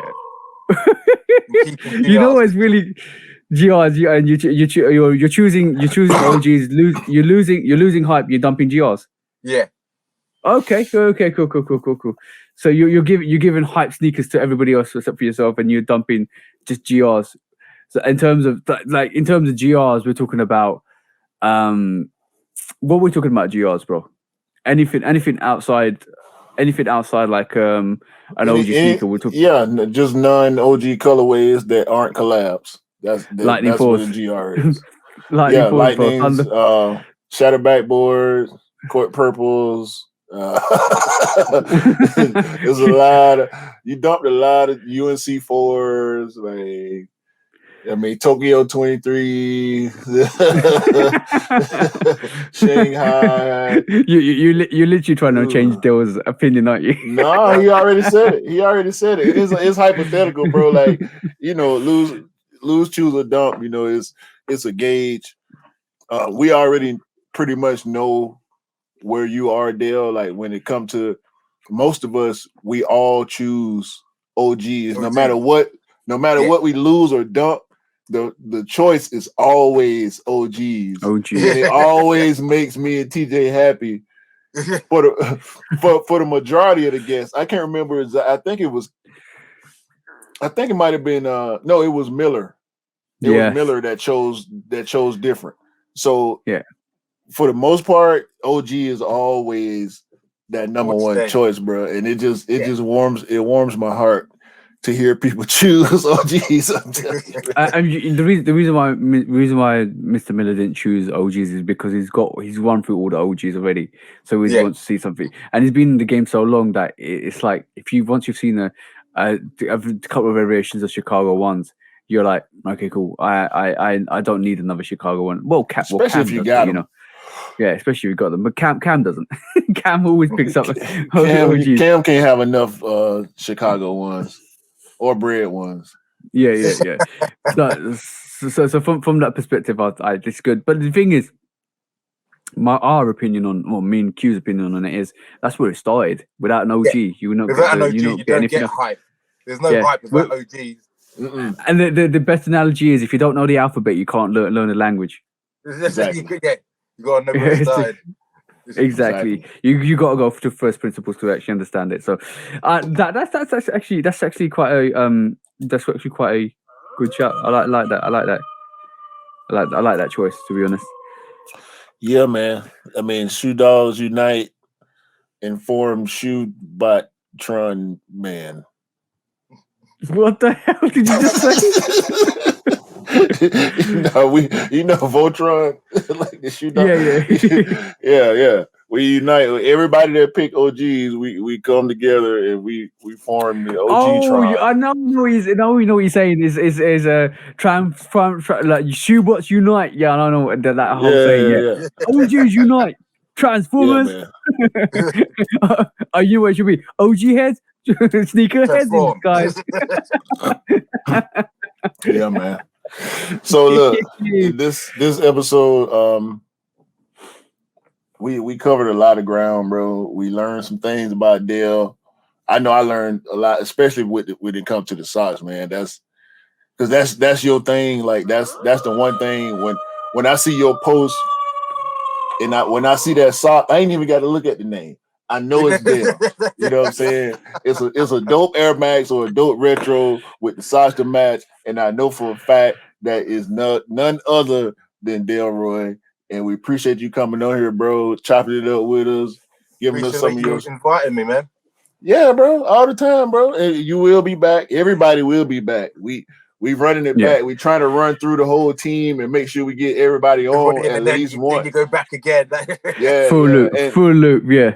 Yeah, and you know, we were a work in progress for a while, but we're rolling pretty steady right now. We got a lot more stuff coming, more content that we want to involve everybody in, bro, and just keep it going.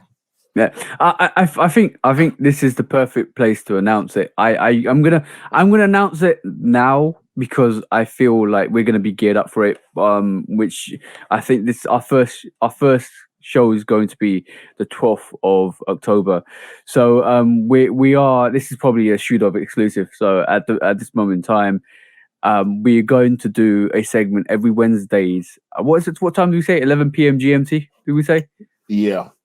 11 p.m. GMT, 6 p.m. EST, and it's going to be live on YouTube. We're gonna me and Q are gonna go live every Wednesday and do the Shoe Dogs Reacts, where we're gonna just basically have our Discord, have our TikTok, and get you guys to send us all these fantastic, funny videos that we react to, and we're gonna talk. We are going to source our videos as well, but it's gonna be it's literally us bringing more entertainment to you guys, just to have a laugh, because sometimes we see some crazy stuff out there, crazy videos out there of people cutting up sneakers, or people painting sneakers, or people running through mud in sneakers. Yeah, with crocodiles for shoes. Yeah, sponge shoes. Sponge shoes, bottle cap, Balenciaga, high-end brands, all the crazy bouncy sneakers that you see, all of that stuff. Shoe Dogs Reacts will be rappers falling downstairs because they quadruple heels came out too far. Yeah, all of that stuff. We on Instagram we'll put I'm going to put the Reddit and the disc and the Reddit and the what do you call it TikTok. So you guys can send us all the funny clips you want. We will just react to them. It's more of an engagement with you guys, so that's why we're going to do it live. I don't think a lot of people do it live; they just pre-record them. But it's always fun. It's going to be like a 20-minute to 30-minute segment. We're just going to go in and just look at some of the funny clips for the week, and just react with you guys. And we're just trying to bring some more entertainment to you guys, because it's going to be fun. It's all about having fun and engaging you guys on the way. So simple as. Yes, sir. Oh no! Do you want to count us down, bro, and then just call it the 37th podcast called Straight to the Neck? Yeah. So for TJ, like TJ always say, and for Dale, we hope everybody have great day, great month.